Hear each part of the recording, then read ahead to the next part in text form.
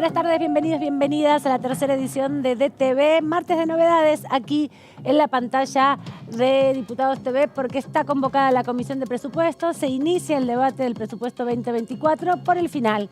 Algo interesante, una parábola muy interesante de lo que va a suceder mañana con los funcionarios del Ejecutivo Nacional, de la AFIP, de Aduanas, también del Ministerio de Economía, para hablar de la separata, para hablar de los 4,5 puntos, casi un poquito más de 4,5 puntos del déficit que tiene el presupuesto en general y que también se expresa para el próximo año 2024, donde muy detalladamente, con una cantidad de información súper interesante, el ministro de Economía mandó el 15 de septiembre pasado y que mañana, convocado por Carlos Heller, se comienza a discutir.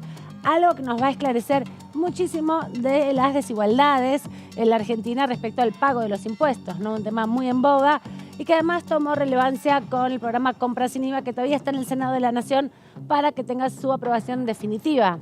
También me comentan que está preparándose el Senado de la Nación para sesionar pronto porque además tienen que proclamar el balotaje. Hay una parte institucional que tiene que ver con la proclamación del balotaje hacia esa sesión. Se prepara también otra en continuado para poder trabajar una serie de proyectos. Compra Sin IVA es uno, Mi Pyme es otro, el que tiene que ver con la regularización de los trabajadores de las mini y pequeñas empresas, así como 4 universidades en este caso, 3 que vinieron con media sanción de diputados y una nueva para la provincia de La Rioja que comienza su trabajo en la discusión del Senado. Muchas discusiones, todavía repercusiones sobre las definiciones del diputado actual por la Ciudad de Buenos Aires de Unión por la Patria / Frente de Todos, Santoro, Leandro Santoro, de renunciar a la posibilidad del balotaje. Estaba muy cerquita Jorge Macri, por ahí en el recuento definitivo se resolvía de alguna manera ese 50% que se requiere para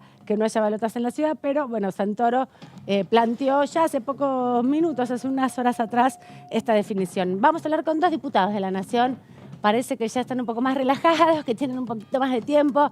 Ambos van a estar participando de la Comisión de Presupuesto y Hacienda la jornada de mañana. Micaela Morán, diputada por la provincia de Buenos Aires, del Frente de Todos. Ella es una referente del Frente Renovador dentro de Unión por la Patria. Y también Jorge Romero, diputado de Corrientes. Corrientes es una provincia que le fue muy bien al oficialismo en esta oportunidad y que además es contador y participa de los debates. Me parece que todo lo que tenga que ver con impuestos nos puede esclarecer un poco. Información que aquí no manejamos tanto porque nadie es contador ni contadora, en esta mesa por lo menos, algo que me sorprenda, pero creo que estoy en lo cierto. ¿Cómo anda, licenciado?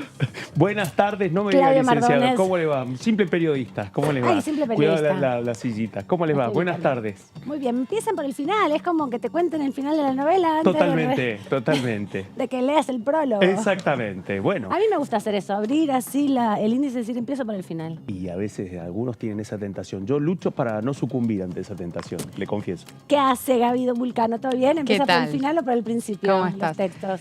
No, Depende. por el principio, excepto que me ponga muy nerviosa. ¿Con prólogo o sin prólogo? No, a veces lo vuelvo al prólogo. Pero si es una novela, por ejemplo, claro, y sé que puede ser medio trágica, primero quiero ver la última página, a ver qué pasa con el protagonista o la protagonista. Ansiosa como yo, sí. El que también está ansioso es el ministro de Economía, parece, ¿no? Quiere reducir el déficit fiscal en Argentina, está empeñado en que se empiece a discutir desde los regímenes especiales que hay en la Argentina y también condiciones muy desiguales dentro de pago de impuestos por leyes que, les digo, vienen desde la dictadura cívico-militar, algunas, ¿no? Promociones industriales que tienen acceso a no pagar algunos impuestos hace muchas décadas ya y que se podrían revisar, por lo menos. Bueno, y aparte, finalmente empezó a surgir una precisión respecto a la discusión del presupuesto. Nosotros veníamos repasando un poco lo que fue la presentación del presupuesto. 15 de septiembre, límite impuesto por la Ley de Administración Financiera para que se presente el Plan de Cuentas Nacionales. Lo que en aquel momento había planteado Javier Milei, candidato presidencial de La Libertad Avanza, es que el presupuesto no se tratara hasta después de las elecciones presidenciales. Bueno, lo cierto, en parte se cumplió en parte no, porque también el pedido era que no presentaran el presupuesto hasta después de las elecciones y que el Ejecutivo desconociera la ley de administración financiera. Bueno, pasó la mitad, ahora viene esta presentación, pero la respuesta del oficialismo fue, bueno, lo tratamos después de las elecciones, pero discutimos la separata, que este es el otro tema, ¿no? O sea, empieza otra discusión con el tema de la separata. Vale recordarle que es un planteo ya del Fondo Monetario Internacional que obligó a Massa, poco después de haber asumido como ministro, jugarlo en el debate del año pasado, del presupuesto. Pero lo discutieron al final, así que nadie Y le dio quedó mucha muy bola, abstracto, digamos. Ahora parece que viene de otro modo. Sí. Sí, no, estaba pensando que cuando Milei hizo el planteo para que el presupuesto 2024 se discuta después de las elecciones, estaba de alguna manera planteando que se discutiera ya con un presidente electo, algo que, no sucedió pasando. justamente porque se va a terminar de definir esto en segunda vuelta el 19 de noviembre. Hay que ver si ahí van a querer plantear que es necesario esperar, porque obviamente uno de los candidatos justamente es Milei, pero desde el Ministerio de Economía, desde el Ejecutivo Nacional, decidieron ya avanzar ahora con esta discusión y obviamente que en torno a este tema hay muchas especulaciones. Están quienes dicen, bueno, Sergio Massa quiere utilizar el escenario del debate del presupuesto del año que viene como parte de su campaña. Otros dicen, bueno, hay que ver cuánto le conviene o no le conviene, que tienen que ver sobre todo con las especulaciones que se están haciendo dentro de la oposición, tanto desde Juntos por el Cambio como desde La Libertad Avanza. Ya rápidamente ponemos contacto con nuestra primera entrevista del día de hoy. Les anticipábamos que íbamos a hablar con dos diputados, los dos del oficialismo. La presentamos de esta manera.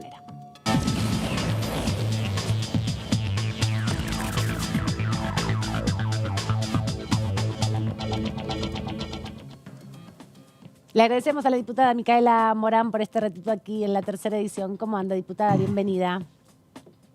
Hola, buenas tardes, ¿cómo están? Muy bien, estábamos comentando que mañana se va a comenzar a discutir el presupuesto porque la separata es parte del mensaje, es el último capítulo del mensaje que envió el ministro de Economía.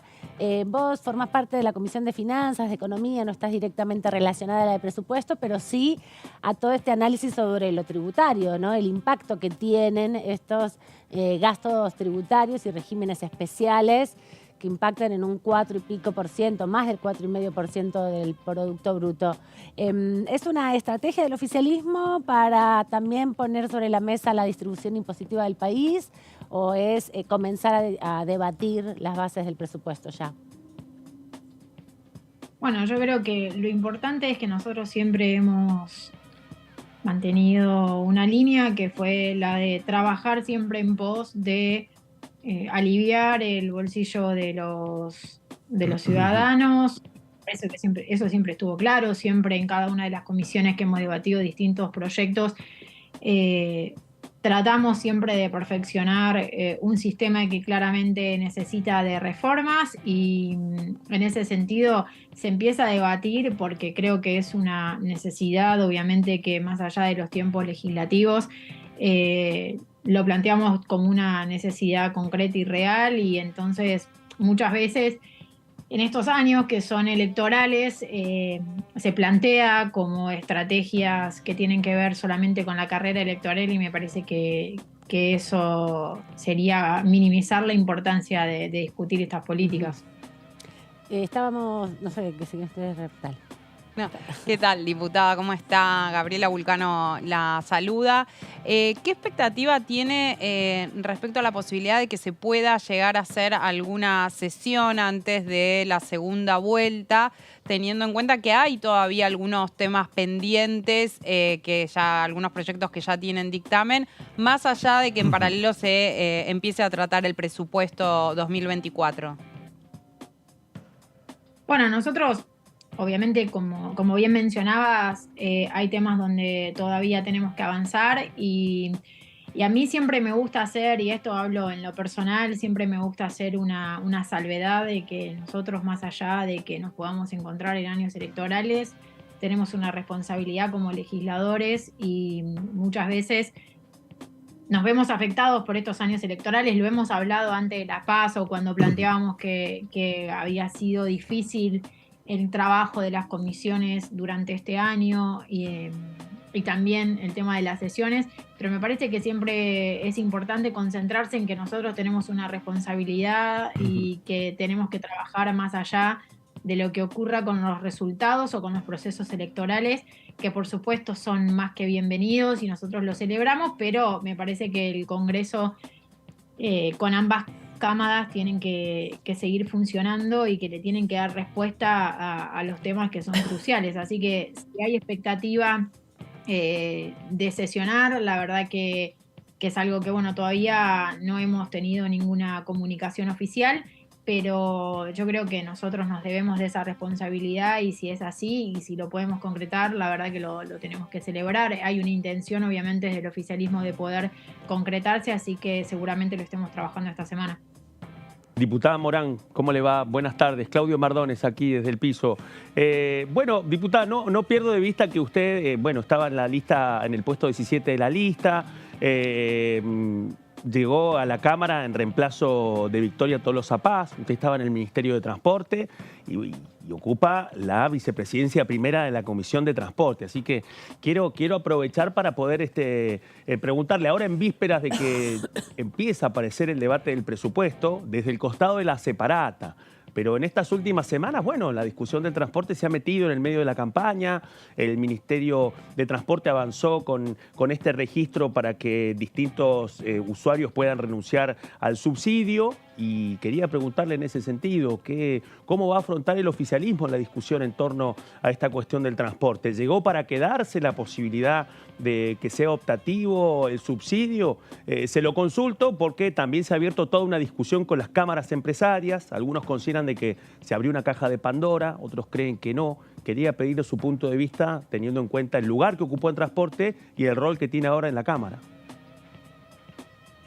Sí, por supuesto. La verdad que me parece que es fundamental que nosotros podamos trabajar en todo lo que es referido a transporte, porque, bueno, desde mi experiencia personal y laboral dentro del Ministerio de Transporte, la verdad que uno aprende muchísimo y entiende y toma dimensión de lo que significa el transporte para toda la vida cotidiana, no solo de los pasajeros, sino también para lo que es la producción, la logística.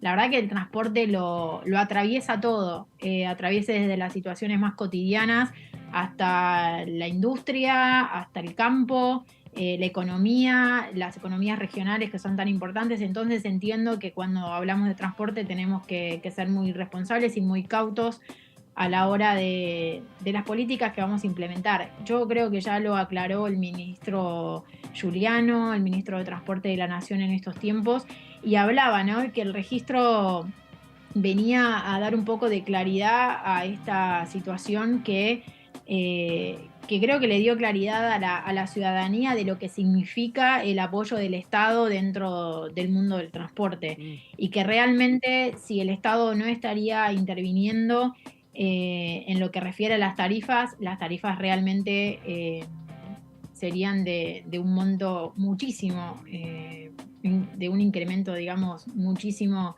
más alto de lo que el imaginario de la gente tenía en la cabeza. Y veía, mientras te escuchaba, me acordaba de algunas declaraciones y algunos testimonios que los mismos ciudadanos daban al otro día donde se anunciaba este registro, y contaban que realmente valoraban y entendían a partir de este anuncio de que el Estado realmente apoya este tipo de políticas porque, bueno, contaban, me acuerdo de una mujer que mencionaba y hablaba de lo que cobraba, ¿no?, de cuál era su sueldo en cada uno de los meses. Y decía, para mí sería imposible poder viajar con un boleto a 1.100 pesos, con un boleto de tren a 900 pesos, 800 pesos. Se me iría prácticamente la mayor cantidad de mi sueldo simplemente en transporte, en poder ir a trabajar. Entonces me parece que cuando se abrió este registro trajo, como suele decir el ministro de Economía, trajo blanco sobre negro para entender y para que sepamos lo que significa la importancia de la intervención del Estado en ese sentido. Y en eso tiene que ver con un montón de políticas que el Ministerio ha implementado en estos años. También lo decía el presidente de Trenes, Martín Marinucci, es realmente importante poder tomar dimensión de eso. Y yo creo que a lo largo de estos días y a lo largo de estas semanas, cuando nos pusimos a pensar y analizamos qué es lo que íbamos a elegir, creo que también pusimos en la mesa estas cuestiones. Yo realmente sé que quienes conducen hoy la gestión del Ministerio de Transporte, Diego Giuliano, es un ministro muy capaz y muy responsable, y cuando anunció esta medida, que obviamente fue consensuada con el ministro de Economía y con los demás ministros de la cartera nacional y también de la provincial, creo que la intención también era, que había mucha gente que hablaba de que no, que uno podía vivir sin estos subsidios y que de un día para el otro podíamos quitar toda la intervención en el buen sentido del Estado apoyando el trabajo, apoyando la vida cotidiana, porque es lo que decía, que lo hace todo, ¿no? Entonces me parece que un poco... No, te quería preguntar porque, bueno, justamente como mañana van a empezar a discutir la separata, la estaba revisando, aparece también mucha información que no tenemos acceso de manera cotidiana, digamos, ¿no? Por ejemplo, que están exceptuados de pagar impuestos a las ganancias, los dividendos de las empresas, o que también tienen excepciones la renta de fuentes extranjeras por compra y venta de títulos y acciones. O, por ejemplo, que también están exentos de pagar bienes personales los inmuebles rurales. Toda esta información que aparece en la separata, que es compleja, que es un montón y que además aporta a tomar dimensión de cómo es el nivel de subsidio, ¿no? Porque los dividendos de las empresas, bueno, no se tienen datos, pero sí se tienen datos, por ejemplo, de que las plataformas digitales tampoco aportan pago de impuestos a las ganancias. Eso está subsidiado también de algún modo por el Estado. Y representan, según lo que dijo el ministro de Economía a través de este documento, alrededor de 2,5 puntos también del Producto Bruto, ¿no? Del déficit fiscal que tanto se apunta. ¿Te parece importante que se vaya difundiendo y dando, como en este mismo mecanismo que vos explicabas con el transporte, información para poder llegar el 19 de noviembre con más información y mejores condiciones para la elección? Sí, por supuesto. Mirá, lo dije desde el primer día. Todos tenemos que llegar con la mayor información posible, como te decía, arriba de la mesa para poder tomar la decisión y para poder decidir qué modelo de país queremos para nuestros hijos, para nuestra familia, qué modelo de país queremos para trabajar, para convivir. Y la verdad que esto es fundamental. Durante todas estas semanas lo que hicimos fue poder contarle a cada argentino y argentina cómo el Estado interviene para poder brindar salud pública, para poder brindar educación pública, para que podamos utilizar el transporte, para que podamos tener acceso a muchísimas otras cosas que serían realmente privativas para una gran parte de la población y que no lo podrían afrontar cuando hablábamos de cuánto costaba un calendario de vacunas anual, de cuánto cuesta un tratamiento oncológico, de cuánto cuesta una internación, de cuánto cuesta una carrera universitaria. Me parece que cuando les damos información a todos los ciudadanos de lo que realmente cuesta, del esfuerzo que hace el Estado y de que lo hace con la convicción de poder darle la mayor calidad de vida a los ciudadanos, me parece que eso ayuda a poder tomar la decisión. Por supuesto que cada uno es dueño de su voto, cada uno es dueño de su decisión, pero nosotros lo que hacemos es brindarle la información y, como bien vos decías, todo lo que podamos difundir nos ayuda a poder tomar esa decisión con mayor responsabilidad y conciencia de lo que se está en juego. Hago una consulta más vinculada con lo electoral en relación a las PASO y las generales. Para la categoría presidente, Unión por la Patria obtuvo un poco más de 1,5 millones de votos en la provincia de Buenos Aires, 1,5 millones de votos más, ¿no? En la provincia de Buenos Aires en relación a las PASO. Y quería consultarle respecto a eso, ¿qué cree que sucedió entre las PASO y las generales para poder obtener esa cantidad de votos extra? ¿Y qué le parece que es necesario hacer o qué falta para poder sumar también nuevos votos en la provincia de Buenos Aires de aquí a la segunda vuelta? Mira, yo creo que quedó primero bien plasmado la capacidad que tiene nuestro candidato a presidente, Sergio Massa. Quedó plasmado algo fundamental que él mencionó, que fue la unidad nacional, su convocatoria que todas las fuerzas que tienen el mismo proyecto de país, que tiene Unión por la Patria, lo acompañen en este camino de país que nosotros queremos, que es un país de desarrollo, que es un país productivo, que es un país pujante, que es un país inclusivo. Lo decía Sergio el otro día en el búnker, cuando se conocieron los resultados, que él quería un país donde podamos vivir tranquilos, en unidad, donde podamos criar a nuestros hijos con la tranquilidad de saber que tenemos estabilidad. Y yo creo que él lo pudo plasmar bien, que pudo llegar a la gente, que pudo darnos esperanzas a todos y a todas, que realmente ha convocado a cada uno de los espacios, que convoca a los mejores de cada uno de los espacios. Y también lo hizo, como te decía recién, brindando la información, mostrando realmente cuáles son sus propuestas y qué es lo que quiere cada una de las opciones que tenemos para elegir. Me parece que han quedado dos opciones realmente muy opuestas y nosotros somos una propuesta que amamos a nuestra patria, que no creemos que somos un país de mierda, que creemos en el talento argentino, que creemos en nuestra patria, en nuestros recursos, en nuestro trabajo, en nuestros ciudadanos, en nuestro esfuerzo, y somos eso, y creo que hemos podido esperanzar nuevamente demostrándoles que Sergio llega para ser un gran presidente y llega realmente para buscar la unidad. Lo dijo clarito, y con esto te cierro la respuesta para no ser larguera, pero lo dijo clarito el otro día. Se acaba el tiempo de la grieta, se terminan las disputas políticas que no tienen ningún sentido y que lo único que hicieron fue lastimar a este país. Viene un gran tiempo de unidad y de trabajo y de consenso, y creo que Sergio lo representa mejor que ninguno. Diputada, bueno, hay una foto que ya quedó este domingo y que tiene que ver con la composición del Congreso que se viene. Y ahí nos encontramos en primer lugar con un oficialismo que tiene menos bancas. No ha perdido la primera minoría, pero ha pasado de tener 118 bancas va a tener a partir del 10 de diciembre 94, ¿no? Perdón, 105. Juntos por el Cambio le pasa algo muy parecido, de 116 baja a 94.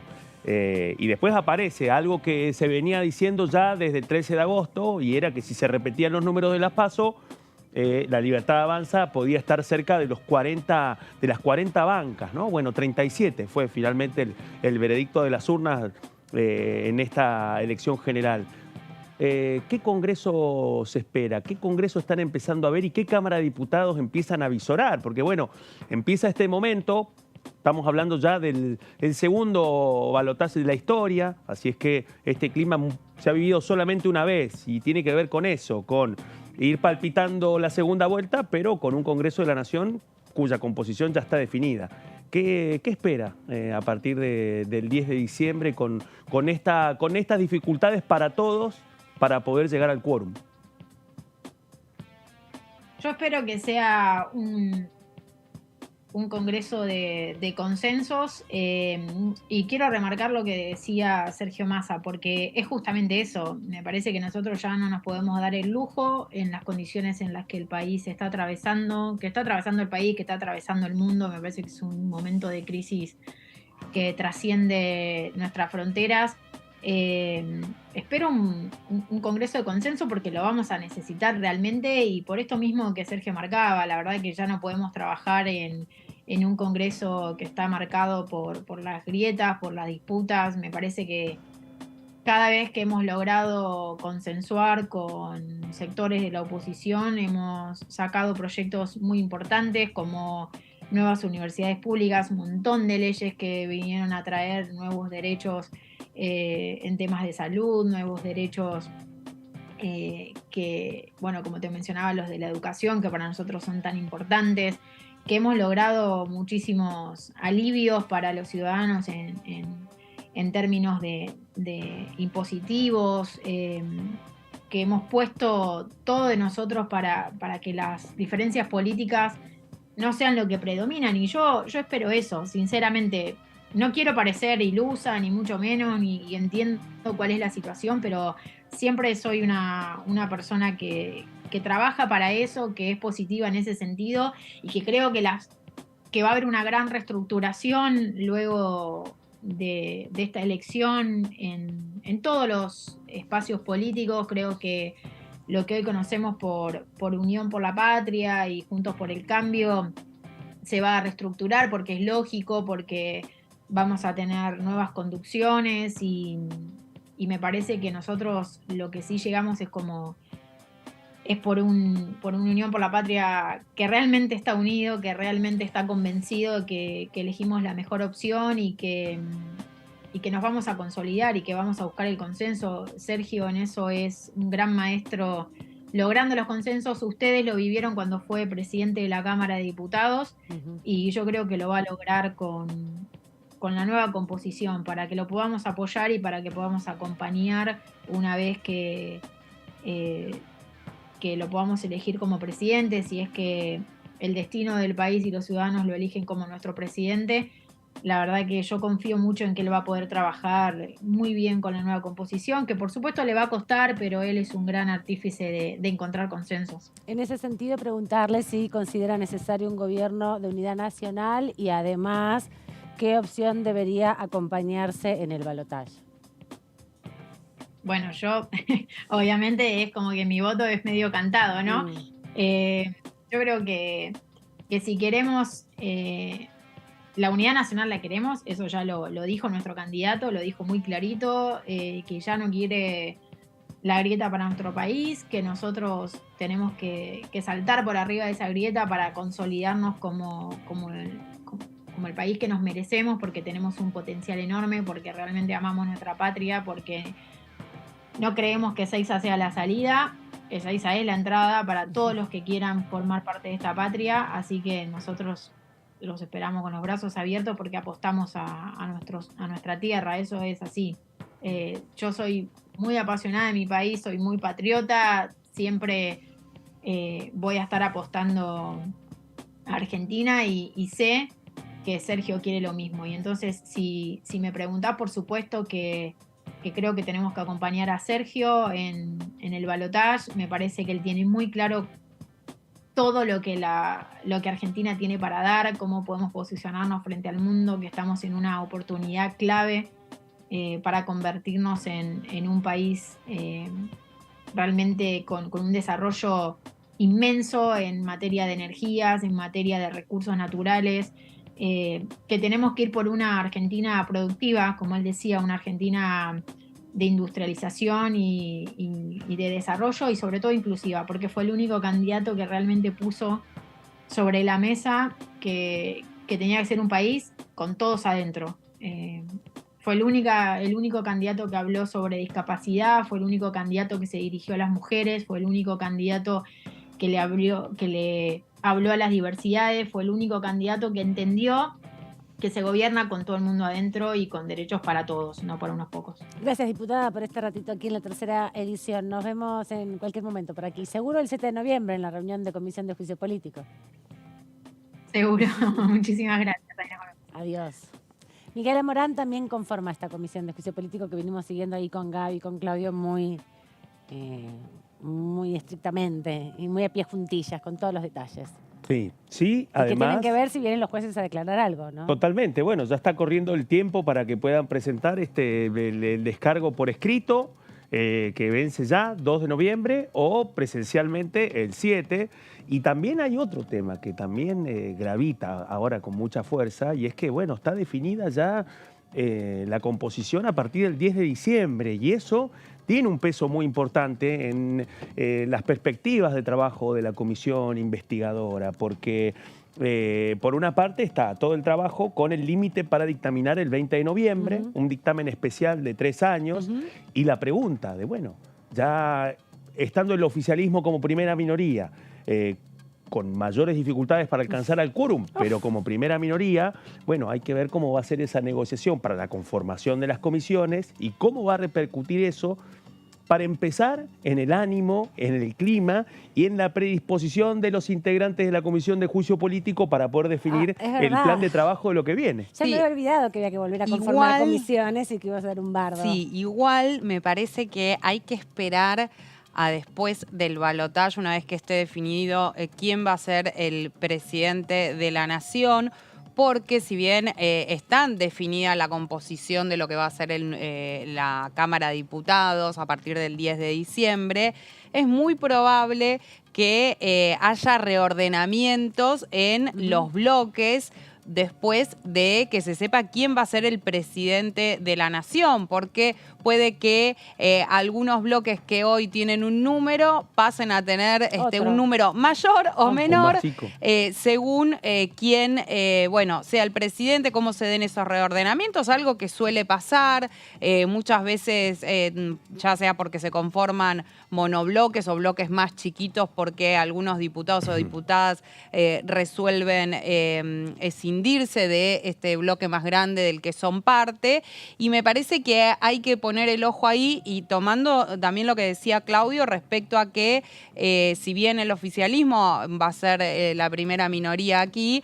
va a tener dificultades muchísimo mayores a las que ya venía teniendo para poder alcanzar los 129 votos para el quórum. Y hay que ver si Juntos por el Cambio resiste toda esta etapa hasta el 19 de noviembre y también si resiste La Libertad Avanza, ¿no? Porque ya al día siguiente del resultado electoral, a las horas, empezaban también las discrepancias y muchos sectores de La Libertad Avanza que vienen, que abrevan de las provincias, no tienen la misma articulación los que estuvieron juntos por ahí en la lista provincia de Buenos Aires, que entran 9 directamente. Después entra un paisano de cada pueblo, podríamos decir. Totalmente. Salvo en Jujuy, que entran 2 de la provincia como diputados. Después son todas personas que no se conocen entre sí, que tampoco tienen la misma conducción. Digo, de Tucumán vienen unos que responden a Bussi, que no sé si responden a Milei. Me parece que se va a atomizar mucho. Sí, y sobre todo teniendo en cuenta que no solamente no se conocen, sino que muchos de ellos tienen recorridos muy diferentes entre sí. Vos tenés algunos candidatos que han tenido algún tipo de experiencia política o que han pasado ya sea por las legislaturas provinciales. Tenés candidatos que son totalmente outsiders, que son empresarios, otros que directamente no son más que tal vez asesores. Me estoy pensando en Lilia Lemoine, que es asesora sí, además de ser asesora de imagen, es asesora de la legisladora de la Libertad Avanza, Lucía Montenegro. Pero que tiene 2 años en la legislatura también. Que tiene una recorrida de 10 años. Muy poquito tiempo y su experiencia es esa, más allá de esto que vos decías de asesora en imagen. Y además que ella ha tenido algunas palabras respecto a los proyectos que podría presentar, que generó un gran enojo al interior de La Libertad Avanza, diciendo que iba a presentar una iniciativa para que los varones tengan el derecho a no reconocer la paternidad y por lo tanto también a no pasarle la cuota alimentaria a los niños. La verdad es que toda esa situación que ya generó incluso enojos al interior de La Libertad Avanza, bueno, no hay más que ver los candidatos. Sí, no hay más que ver los candidatos que, a diferencia del oficialismo y de Juntos por el Cambio, salvo algunas excepciones, porque en el caso de Juntos por el Cambio vamos a tener a Maximiliano Guerra, el bailarín que va a venir aquí a la Cámara de Diputados. Me había olvidado que encabezaba la lista de la Ciudad de Buenos Aires. Sí, entró él, digo, que es uno de los, si se quiere, los que están más afuera de la política. Bueno, pero también es verdad en general, que los bloques tradicionales de la Argentina, no solo el radicalismo y el peronismo, bueno, la coalición cívica tiene ya, ¿cuánto? 10, 15 años, el PRO tiene 15 años, organizaciones políticas que llevan muchos periodos, ya hay un grupo de asesores que tienen la dinámica parlamentaria. me imagino, y les mando de acá un abrazo muy profundo a todos nuestros amigos y amigas que son trabajadores de los despachos, que les va a tocar asesorar a mucha gente que viene de ningún lado parlamentario y es muy difícil adaptarse a la dinámica parlamentaria. ¿Cómo redactar un texto que sea parlamentario? Del Instituto de Capacitación Parlamentaria. Sí, el ICAP va a estar lleno. El ICAP va a estar lleno en la primera etapa con muchos anotados y anotadas. Es largo. Va a ser largo, así que les advertimos. También es cierto que igual les mandamos un beso porque va a ser muy difícil. Toda nuestra solidaridad para ustedes. Igual vienen algunos con cierta experiencia, por ejemplo, que tienen ahora un segundo plano. Por ejemplo, Oscar Sago. Oscar Sago, diputado nacional electo por la Ciudad de Buenos Aires, ex legislador porteño, un hombre del radicalismo, con una larga experiencia, así que calculo... Pero él no viene por la Libertad Avanza, sí. Total, así igual que Anzaloni. Por eso. También Anzaloni, que vuelve Anzaloni. Vuelve Anzaloni. Pero esta vez por la Libertad Avanza. Por la Libertad Avanza, quien fue además quien supo tener una excelente relación con el entonces presidente de la Cámara, Sergio Massa. Sí. También viene otra figura que no tiene experiencia parlamentaria, pero sí tiene un telefonito rojo para poder hablar con Milei, y esa es Diana Mondino, que ha sonado como, la economista ha sonado como... La canciller, como, ¿no? Exactamente, la posible titular del Palacio San Martín en el caso de una victoria de Libertad Avanza.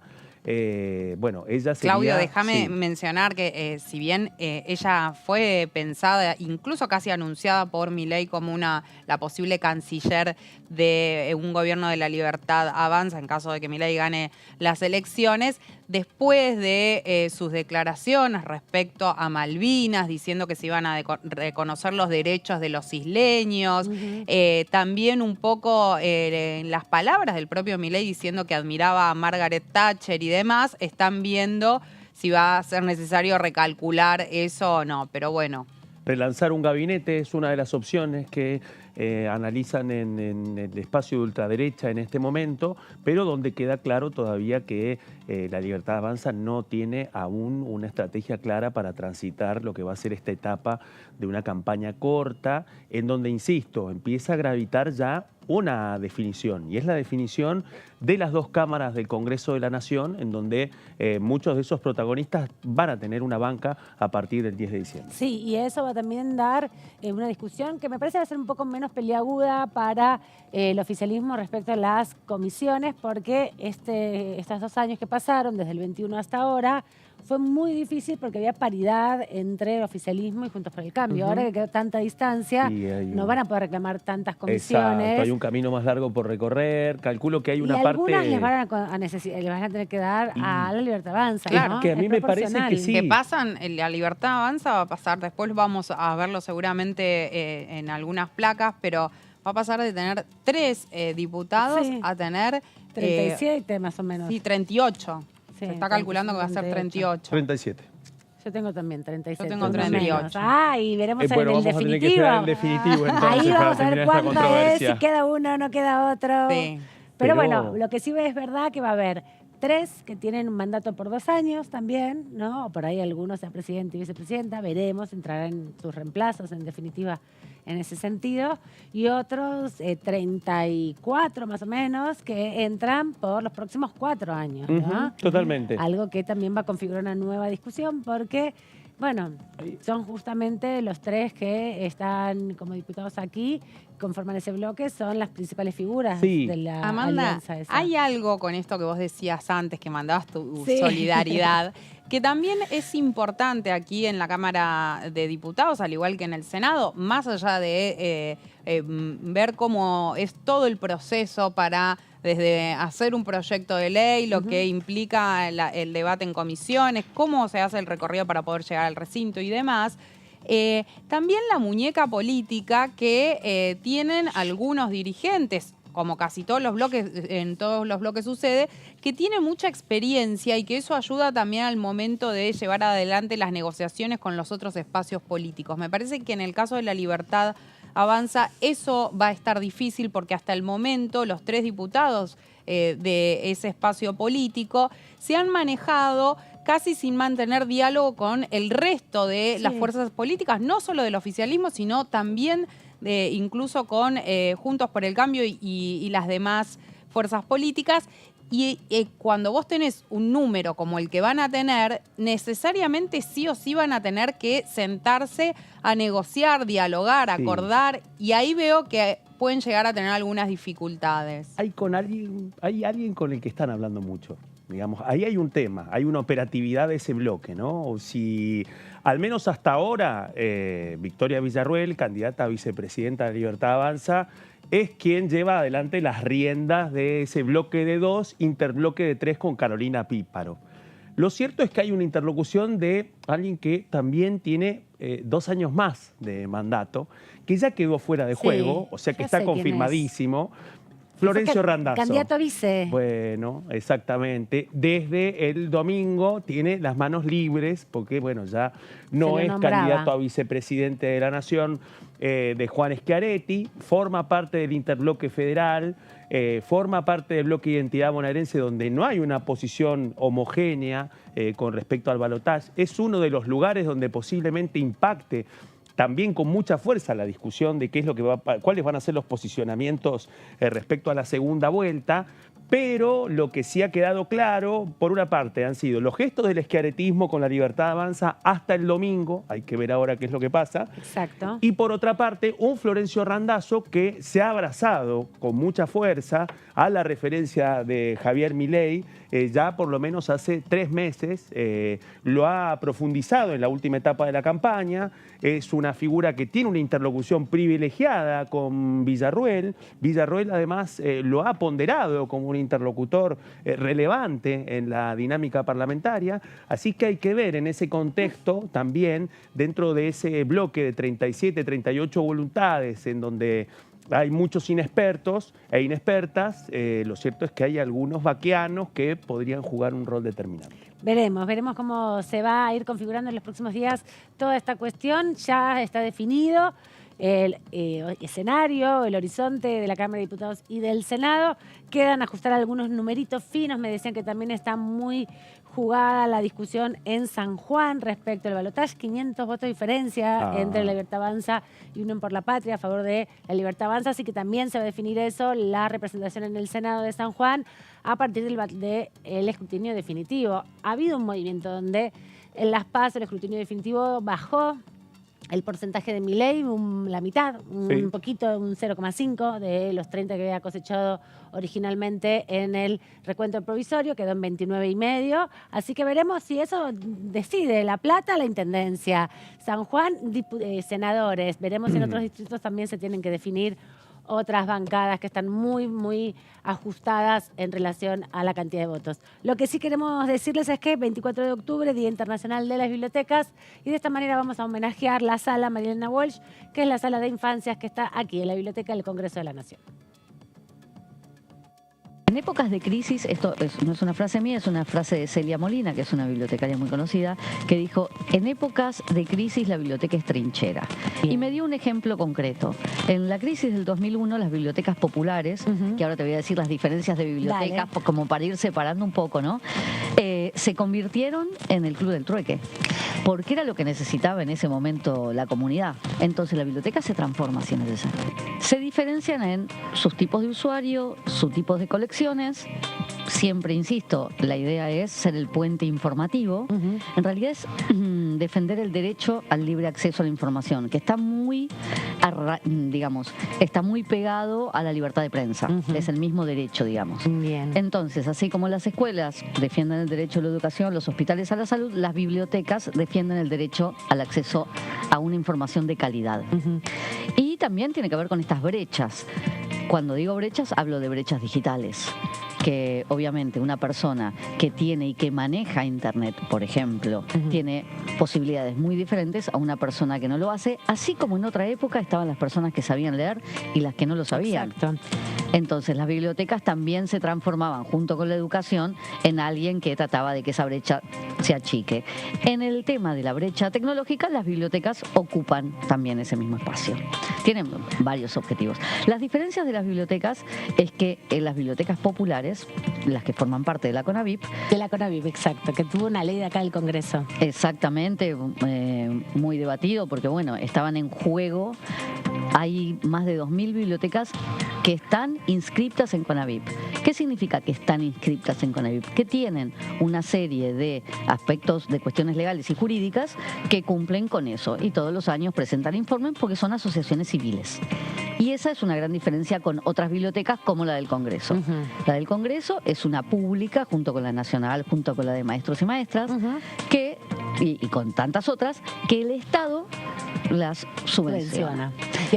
Mira, nosotros desde el Departamento Infanto Juvenil de la Dirección de Referencia General de la Biblioteca del Congreso, todos los días a las 10 y a las 14:30 horas recibimos visitas de escuelas de nivel tanto inicial, primario como secundario.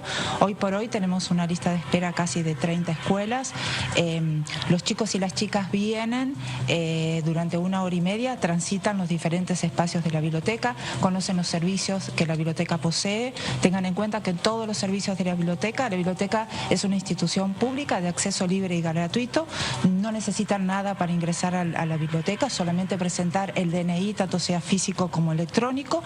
Y la biblioteca está acá y ustedes tienen que venir, los chicos y chicas vienen y solamente tienen que apropiarse de los espacios que están absolutamente para disposición de todas y todos. La idea, nosotros somos del departamento mediadores de lectura, trabajamos en pos de la divulgación y el desarrollo de la literatura infantil y juvenil desde edades muy tempranas, sembramos desde muy chiquititos para poder cosechar en un futuro. Acá, por ejemplo, hoy tuvimos a la mañana y a la tarde chicos de salita de 4 y 5. Vienen durante 1 hora y media, le hacemos un pequeño recorrido durante las distintas salas, después ya en la sala infantil María Elena Walsh, les contamos un poquitito los diferentes tipos de libros que hay, tipos pop-up, libros álbum, historietas, mangas, libros más grandes, más chicos, tenemos novelas gráficas, y después les damos un momento libre de exploración en la sala.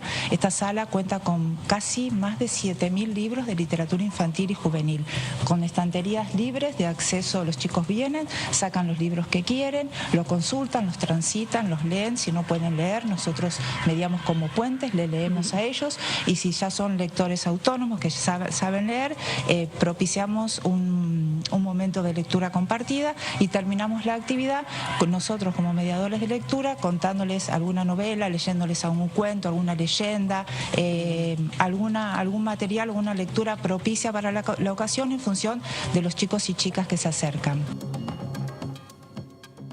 Veíamos recién el testimonio de Verónica de Matei, que es la directora de la Sala Infanto Juvenil, María Elena Walsh de la Cámara de Diputados, de la Biblioteca, del Congreso de la Nación, en la calle Alsina, que está abierta y disponible para que puedan venir con sus hijas. Y más temprano antes, digamos, la entrevista que hicimos con Carolina López Skondras, que es integrante también de la Biblioteca del Congreso, especialista en bibliotecología, y además participó de los encuentros que se realizaron en este año respecto a las bibliotecas populares, porque a través de la comisión administradora que lleva adelante la administración de la Biblioteca del Congreso, el diputado Carlos Selva aprobó y motivó también la aprobación aquí en el Congreso de una serie de acciones que tienen cabecera en la Biblioteca del Congreso, de articulación de todas las bibliotecas parlamentarias, además de hacer un congreso donde vinieron más de 200 bibliotecas de todo el mundo y bibliotecas parlamentarias a compartir sus experiencias, y Argentina ha sido sede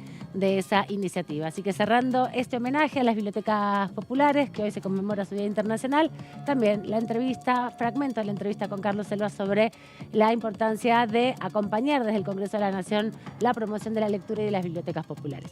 La actividad cultural de la biblioteca es permanente, los ciclos de cine martes y jueves se siguen dando, la exposición, como te reitero, sigue siendo permanente del libro. La vi. Bueno, pero por eso, digo, ahora empieza una semana donde va a haber mucha movilidad también del equipo que en este momento está circulando un stand de la Biblioteca del Congreso en el tren sanitario que recorrió media provincia. Eso es bárbaro. La semana que viene arranca el bibliomóvil en Santa Fe particularmente, y vamos a un encuentro de bibliotecarios que se hace a nivel nacional en Paraná, junto con el... Son distintos equipos de trabajo, sí, claro, pero que estamos tratando de estar presentes en todos lados. Les recomendamos que vengan a la Biblioteca del Congreso, no solamente a buscar materiales de lectura, sino también a pasar un buen momento. Hay muchas actividades, como bien comentaba el diputado Selva, que bueno, dejará su mandato el 9 de diciembre. Se está trabajando en una sesión antes de que sea el recambio parlamentario. Es verdad que quedan 4 semanas para el balotaje, pero así como la semana pasada, antes de las generales se logró sesionar, hay algunos proyectos que se van a buscar aprobar todavía. Me parece que esto que se comienza a discutir mañana va a dar un poco de impulso y movimiento para que se pueda avanzar con algunas iniciativas. En el Senado quedan muchos temas pendientes. Quedan no solamente pliegos de jueces, fiscales y defensores oficiales. Mañana hay audiencia pública para sumar otros 30 vacantes o 30 candidatos y candidatas que hay para ocupar esas vacantes. Y luego de esa comisión de acuerdos tiene que bajar al pleno del recinto para poder ser aprobado, pero tienen todavía MIPYME, tienen Monotech, que la otra vez en una entrevista que hizo el candidato Sergio Massa con un streamer, comentó la importancia y la demora que tiene esa aprobación, un régimen especial de monotributo para que puedan ingresar en una cuenta en dólares y utilizar esos dólares los trabajadores y trabajadoras que exportan contenidos y hacen export y todas estas actividades de la industria digital. Bueno, la reclamó también antes de las elecciones y dijo que habían impulsado esto. Bueno, me parece que va a ser momento de reeditar un poco todos esos proyectos, así que como compra sin IVA, ¿no? Totalmente. Bueno, pero en realidad la idea era que el Senado también tuviera una sesión antes del 22 de octubre y finalmente fracasó. No avanzaron en ese contexto, así que lo que se espera es que posiblemente haya una sesión rápida. Bueno, mañana ya que se reúnen es importante, ¿no? Es la primera señal, exactamente, de esto, ¿no? Digamos, de los primeros movimientos a las primeras 48 horas, 24 horas del resultado y con, ya insisto, con la composición de las cámaras ya a partir del 10 de diciembre. Eso implica otros tiempos, otras definiciones, un comienzo de transición en donde obviamente hay otra cuestión que tiene mucho peso y es finalmente el resultado de la segunda vuelta del 19 de noviembre. Pero hay quienes saben que ya se quedan y hay algunos y algunas que también saben que se van. Y sí, claramente hay un recambio en 8 provincias de senadores y senadoras de la Nación. Hay personalidades importantes del Senado que dejan sus bancadas con mucha trayectoria, sobre todo de Juntos por el Cambio, que perdió 9 bancadas.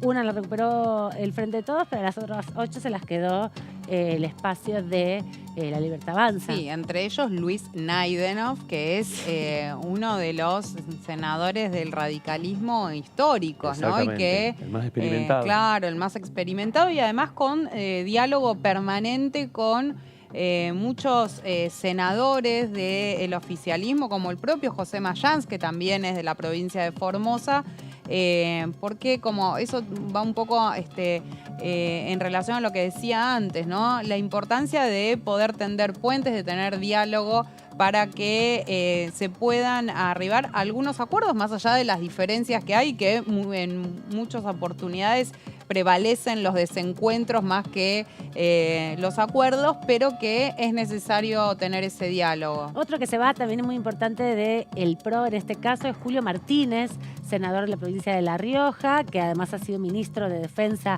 del macrismo y ha sido también un articulador de ese bloque. El senador Torello, que también tiene a su hermano aquí, Torello, que fue uno de los citados en la Comisión de Juicio Político y no quiso ir. No quiso ir, exactamente. Uno de los que posiblemente habló en su momento con Cristina Fernández de Kirchner, ¿no? Considerado uno de los emisarios del núcleo más duro del PRO para buscar algunas negociaciones. El radicalismo también pierde otra figura, porque fue electo a gobernador, porque va a volver a gobernar su provincia, Alfredo Cornejo. Así que 2 de las principales cabezas del radicalismo en el Senado se van, y en ese contexto, bueno, viene la gran pregunta también sobre las dificultades para la negociación del quórum. Yo apuesto a que la semana que viene va a haber alguna sesión en alguna de las cámaras, porque que se muestren y que coincidan el miércoles con actividades importantes. Ambos cuerpos no están común, por un lado, y me parece que ya, como no hay recambio legislativo y todo está apuntado a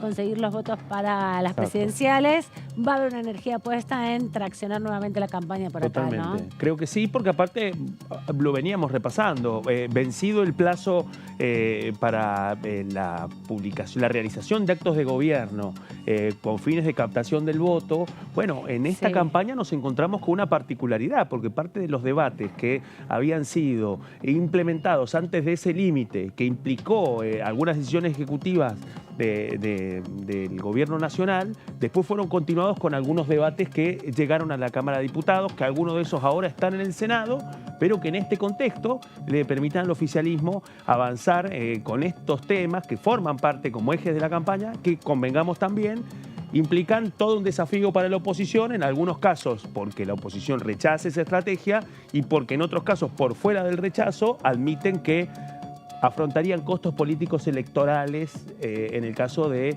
negarse abiertamente con determinadas medidas. Por ejemplo, con respecto al proyecto de compre sin IVA, bueno, hubo más abstenciones que rechazos, ¿no? Eso también habla de algunos termómetros de cómo impacta eso en este escenario inusual, en donde buena parte de la campaña se ha corporizado en debates que atraviesan la dinámica parlamentaria en un momento en donde habitualmente la dinámica parlamentaria no tiene este nivel de actividad cuando avanza el calendario electoral en el momento ya previo a las definiciones. Igual me parece que tanto Cristina Fernández de Kirchner como los senadores de alta trayectoria que venimos repasando que van a dejar sus bancas, por lo menos por los próximos años, ¿no? Por lo menos por los próximos 2 años, van a meditar una despedida colectiva, ¿no? Me parece que hay duelos ahí de personalidades y de personajes importantes de lo que es la conformación del Senado. Pasó algo similar en el 2015, ¿se acuerdan? Cuando Pichetto también estaba... Pichetto después, cuando fue en el 2019, que se candidateó como vice de Macri y dejaba su bancada, hubo nostalgia. Me parece que va a ser un momento que va a meritar una última sesión y que creo que va a haber más acuerdos de lo que pensamos en esa. Nostalgia posterior a la sorpresa de que Pichetto se transformara en el vice de Macri, ¿no? Yo creo que va a haber sorpresas en la próxima sesión y que hay proyectos que no fueron aprobados en diputados por la oposición de Juntos por el Cambio, van a ser apoyados ahora en el Senado y se va a poder sesionar con mucha más volumen político y mucho más interesante. Aparte hay gobernadores que, digamos, bueno, van a estar muy concentrados en alguna de las negociaciones del Senado. Vamos a la pausa, ¿les parece? Volvemos ahora en un ratito.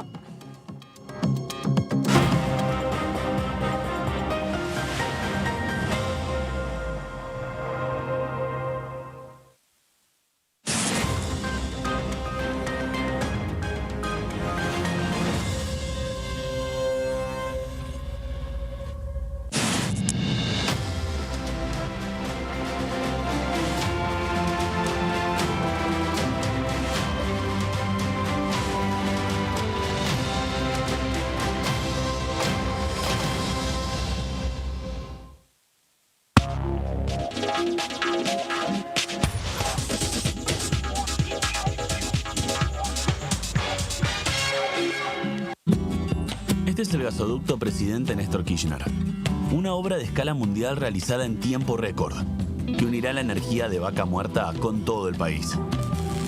Innovaciones, tecnología, cientos de kilómetros de acero y miles de trabajadoras y trabajadores. Esta megaestructura alimentará la llama del país, uniéndonos con nuestros seres queridos, acelerando la economía, ahorrando divisas, con desarrollo, con federalismo,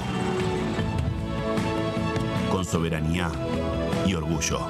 Gasoducto Presidente Néstor Kirchner. Mueve energía, mueve al país.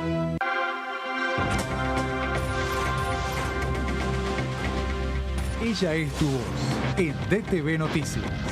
DTV, el periodismo en el Congreso.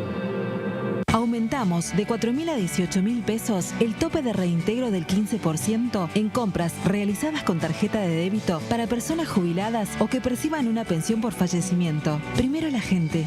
AFIP. Argentina Presidencia. DTV es información, diálogo, análisis. DTV es federalismo, pluralidad de voces, libertad de expresión. DTV es todo lo que un país en democracia tiene que ser. DTV es tu voz en el Congreso. Este 2023 seguí eligiéndonos. DTV, el periodismo en el Congreso.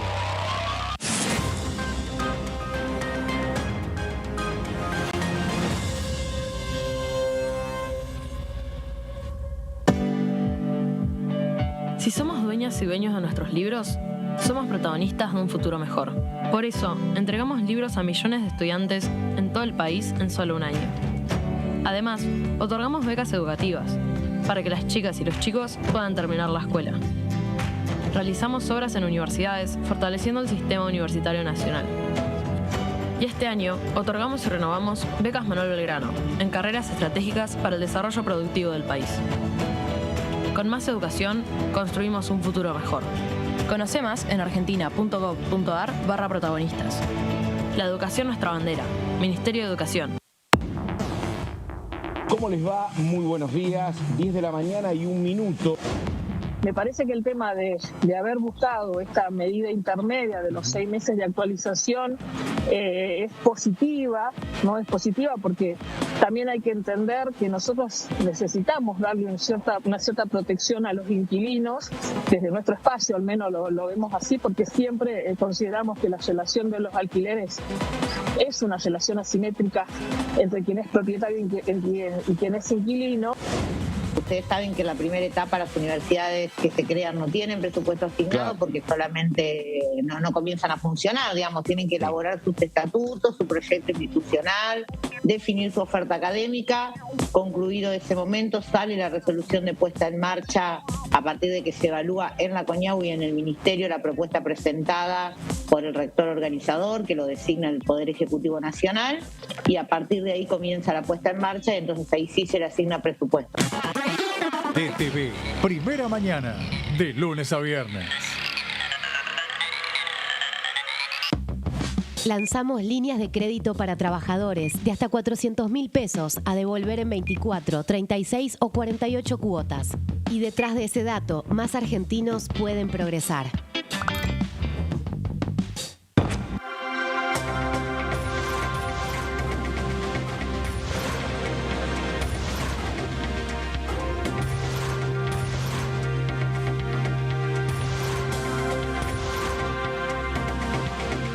Ellos son tu voz en la primera mañana.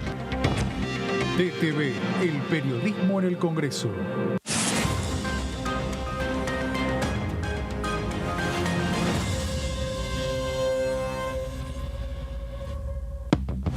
Reforzamos los ingresos a más de 2.400.000 titulares de la tarjeta alimentar.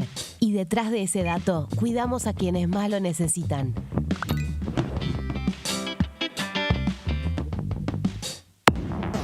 Hola, ¿cómo va? Este fue un proyecto que desde el primer momento tuvo el respaldo, el aval y el acompañamiento de todas las provincias y de todos los legisladores que tienen industria del calzado en su provincia, tanto los riojanos como los catamarqueños, los santafesinos, los cordobeses. Creo que el resultado ha sido muy bueno, por lo menos lo que se visualiza, muchos comercios están acompañando, han puesto los carteles en los comercios, sí, donde explican que se paga, digamos, con débito y se descuenta el IVA. DTV, primera edición, de lunes a viernes. Hiciste la colimba entre 1975 y 1983. Tu testimonio aún puede ser clave para hacer justicia. Lo que hayas visto y oído en dictadura es un aporte fundamental para llegar a la verdad. Para más información, entra a argentina.gov.ar/fuicolimba.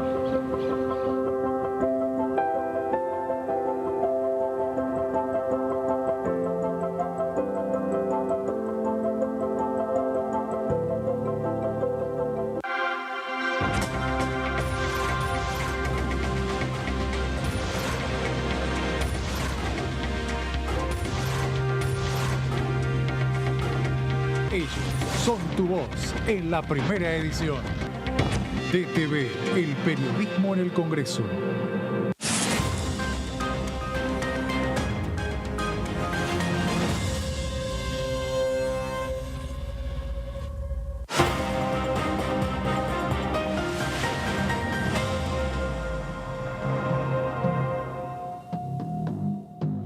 Aquí seguimos en la tercera edición, segundo bloque, esperando mañana la Comisión de Presupuesto y Hacienda, donde van a estar los principales referentes de la cartera económica y de aduanas, así como también de AFIP. El elenco estable, podríamos decir, de la Comisión de Presupuesto a esta altura. Eso, con, la escudería parlamentaria. claro, Claudia Balestrini, subsecretaria de Ingresos, también, obviamente, Gabriel Michel, que es el titular de la aduana, y obviamente Carlos Castañeto, que además está dentro de la lista que ganó exactamente, de la viene. provincia de Buenos Aires. Veremos si viene. Bueno, totalmente. Veremos Muy bien qué lo pasa. que dice Amanda Alma, es verdad. Diputado nacional electo. Pero según los guarismos actuales, Gaby, por ahí sigue la FIP, ¿no? Porque bueno, Massa dijo que algunos no los iba a tocar. Totalmente, es cierto. Sí, absolutamente. Dijo lo que también... O sea, a ver, Massa dijo...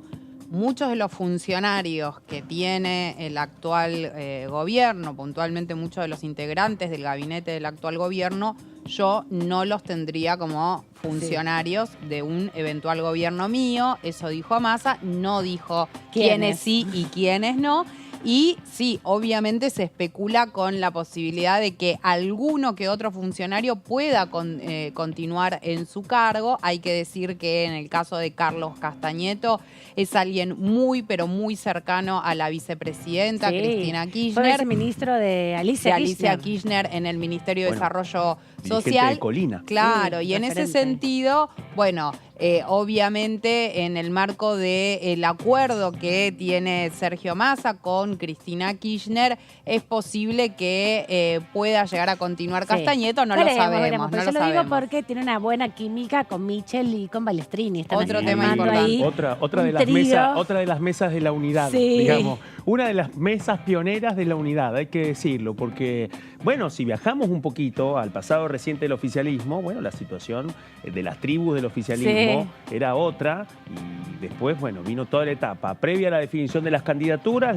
finalmente una interna que costó que finalmente se terminara de constituir dentro de Unión por la Patria, y lo que fue después. Una parte de eso tuvo su implicancia directa en la convivencia en distintas áreas. Una de ellas, el Ministerio de Economía, y la otra, indudablemente, la FIP. Vamos a darle con esta breve introducción que hicimos sobre lo que va a pasar mañana. Nuestro próximo invitado, ahora sí lo presentamos de esta forma.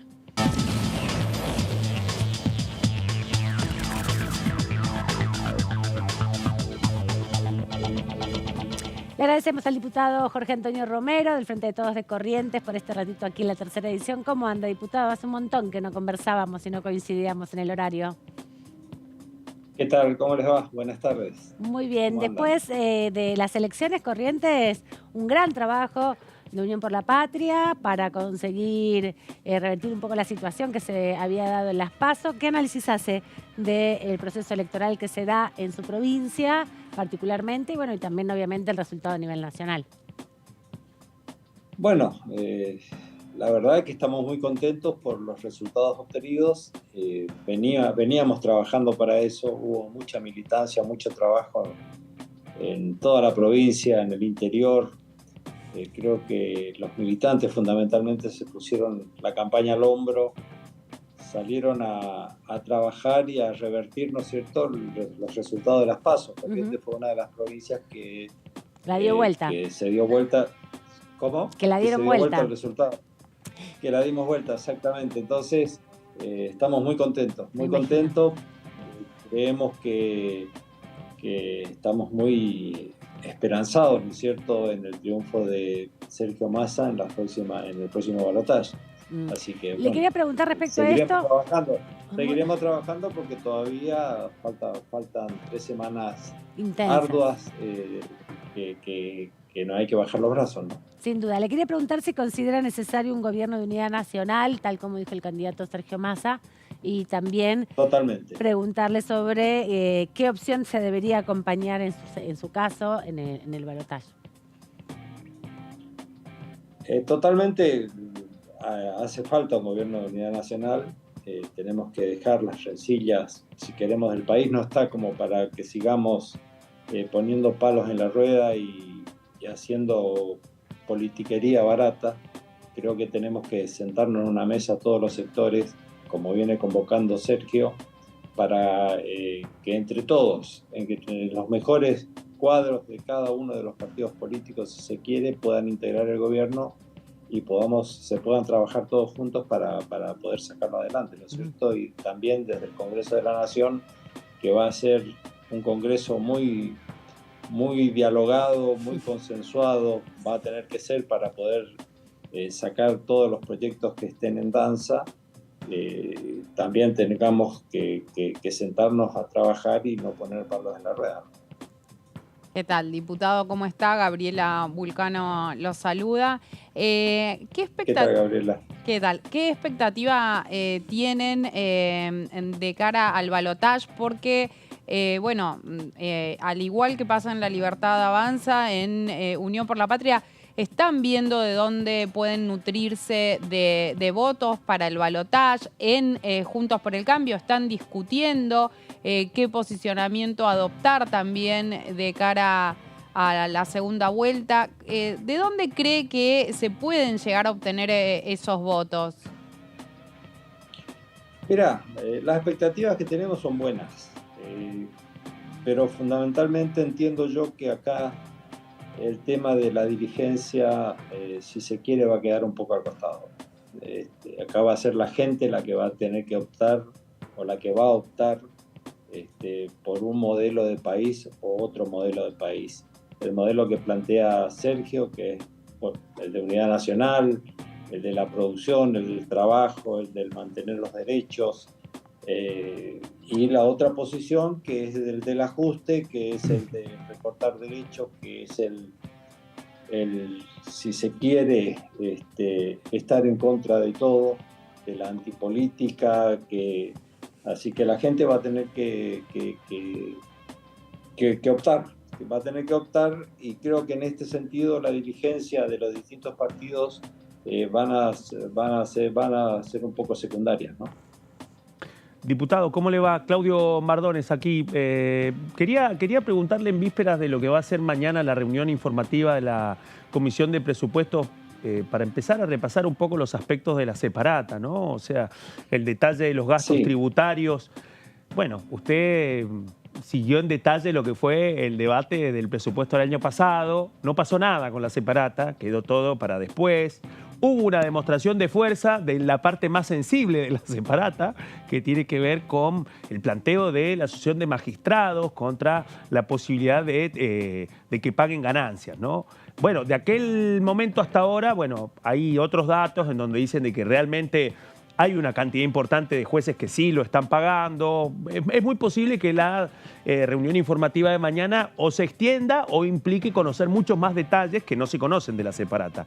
Ahora le quiero preguntar, ¿cómo piensan avanzar? Porque ahí la separata plantea dos cosas. Por una parte, una ventana para que el oficialismo intente un presupuesto con superávit. Pero después lo otro es la decisión de dónde cortar. Y ahí es donde parece que hasta ahora no se ha terminado de cristalizar una posición, porque en la separata, bueno, está el régimen promocional de Tierra del Fuego, pero también está el régimen de la ley de inversiones mineras. Bueno, hay una serie de cuestiones que afectan a distintas provincias y a distintos gobernadores. ¿Cómo van a hacer con este tema, teniendo en cuenta que mañana arranca parte de ese debate y en este contexto, en la previa de la segunda vuelta? Sí, yo creo que el tema de las separatas, como el año pasado, ya fue introducido y no pudo ser tratado, no se pudo tomar ningún tipo de definiciones. Creo que ahora sí habría que tomar algún tipo. El tema de la justicia creo que es un tema que habría que emparejar derechos, que no puede, yo entiendo, no puede ser que un grupo de magistrados o de jueces estén pagando ganancia y un grupo no. Creo que se tendría que tomar la decisión de que todos los sectores, los magistrados fundamentalmente, tengan que pagar ganancias. Es uno de los puntos de la separata que yo creo que hay que tomarlo y hay que ponerlo y hay que recortar, ¿no es cierto?, subsidios en ese sentido. Con el tema de Tierra del Fuego yo soy un poco, tengo mis reparos. Yo creo que que Tierra del Fuego tiene que seguir manteniendo ciertas ventajas por la situación territorial donde se encuentra, hay que incentivar a la industria que se encuentra instalada allí, así que yo no tocaría a Tierra del Fuego con el tema de tampoco incentivar a la producción minera también. Creo que se tiene que seguir. Yo creo que fundamentalmente si a mí me dan a tomar la decisión, creo que vendría por parte de la justicia, ¿no? Hay dos temas más que aparecen en la separata, que por ahí usted que es de Corrientes nos puede aclarar un poco, y además por su experiencia como contador. Una tiene que ver con el pago de bienes personales para los inmuebles rurales, así como también el pago de IVA para el alquiler de los inmuebles rurales, y también el no pago, la exención de ganancias, por ejemplo, en los dividendos de las grandes empresas, incluso también en la tenencia de acciones y de parte de la renta financiera, que tampoco pagan hoy impuesto a las ganancias o IVA incluso. ¿Cree que eso también se tiene que modificar? Sí, también se tiene que modificar. Porque representan como el 0,48% del producto. Es un monto importante, es un monto importante, y yo creo que todos esos sectores tienen capacidad contributiva como para poder hacerlo, así que claro, no veo por qué haya que beneficiarlo con algo que ellos se pueden pagar, ¿no es cierto? Porque el régimen de Tierra del Fuego es el 0,33 y los inmuebles suman el 0,77, es el doble. Por eso entiendo que por ahí hay que apuntar, no en la parte productiva, sino sí en la parte de ganancias de cada una de estas empresas, sobre todo grandes empresas que hoy se ven beneficiadas, o grandes territorios o latifundistas que hoy se ven beneficiadas y que no pagan impuestos, que sí deberían pagarlo, ¿no? Diputado, ¿tiene expectativa en que puedan llegar a haber una sesión antes del balotaje? Porque, bueno, hay varios temas todavía pendientes. Se supone que ahora la campaña se simplifica, más allá de la relevancia que tiene de cara a la segunda vuelta, pero se simplifica porque ya están definidos cómo va a estar conformado la nueva Cámara de Diputados, el Senado. También está definido quiénes van a gobernar los distritos que estaban pendientes resolverse, entre ellos la provincia de Buenos Aires. Sí, la expectativa de poder sesionar está. Esperemos que podamos hacerlo. No he tenido la oportunidad todavía de conversar con el presidente de nuestro bloque, Germán Martínez. Seguramente mañana me estaré reuniendo con él y me interiorizaré si hay factibilidad o no de una sesión antes del 19 de noviembre. Espero que sí, espero que podamos tenerla, porque después ya viene el 30, ya vence el periodo ordinario, así que creo que es necesario tener una sesión y tratar varios temas que todavía están pendientes. Diputado, le hago una pregunta que atraviesa su provincia, que está, al menos por ahora, no ha tenido peso en la campaña, pero que forma parte de una de las licitaciones más importantes que han vencido este año. Y me refiero a la hidrovía, ¿no? Porque estamos en un momento en donde buena parte de eso ha estado en manos de la Administración General de Puertos. El tema entró en un pico de tensión con el Paraguay antes de las elecciones, especialmente con el tema del cobro, la decisión argentina de cobrar peaje, especialmente a las embarcaciones que vienen de Paraguay, una pulseada con el Paraguay que incluso en el caso argentino implicó cosechar el respaldo también de Uruguay y de Brasil. Así que en ese round quedó planteado otra vez este tema. ¿Qué hacer en este contexto con el futuro de la hidrovía, teniendo en cuenta que ahora hay una gestión de la Administración General de Puertos, la presión de algunos países, especialmente los que tienen presencia en la hidrovía, y las empresas como Jan de Null, que están ahí pendientes de ver qué es lo que va a pasar? Y en ese contexto, ¿qué, desde su punto de vista, en una provincia que clave para la hidrovía, qué esperan en este momento y para el año que viene para regular la hidrovía y si cree que realmente hay que volver a licitarla. Sí, yo creo que la hidrovía tiene que estar en manos de las 6 provincias por las cuales el río Paraná pasa, ¿no? Creo que son las provincias las que tienen que manejar. Estoy totalmente de acuerdo en que hay que cobrar el peaje con respecto al conflicto o al diferendo que se está manteniendo con la República del Paraguay.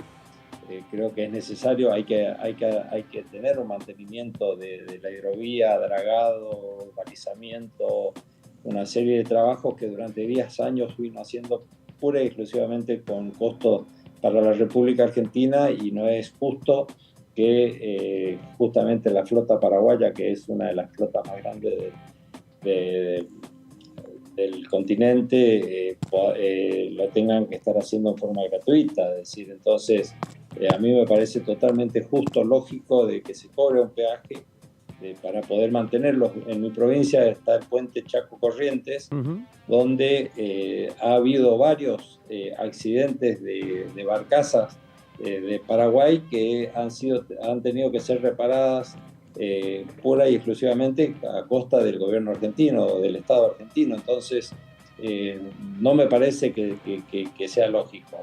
Y poniendo en comparación, es lo mismo que un camión argentino vaya al Paraguay y en las rutas no pretenda pagar los peajes que ellos cobran. Entonces, creo que es necesario el cobro de peaje, y la hidrovía tiene que quedar, desde mi punto de vista, en manos de las provincias por las cuales pasa el río Paraná, ¿no? Diputado, por último, preguntarle respecto al balotaje, ¿cuál es, cómo piensa usted en cara a la campaña para las próximas semanas? Viendo los números de Corrientes, habíamos iniciado esta conversación del proceso de mejorar la performance de la elección, pero ¿cómo se plantea esta nueva etapa? Ya hay 2 candidatos nada más. ¿Cuál sería la opción o cómo va a encarar usted el proceso de convencer a quienes votaron el radicalismo en su provincia, donde también el radicalismo tiene una referencia tan importante? Seguir clarificando, trabajando con mucha humildad, haciéndole entender al ciudadano, en este caso al correntino, a la correntina, de que cuál es la política que va a implementar Sergio Massa, cuáles son las políticas de ajuste que pretende implementar Milei, cosa que está en contra fundamentalmente en mi provincia. Mi provincia es una provincia muy católica,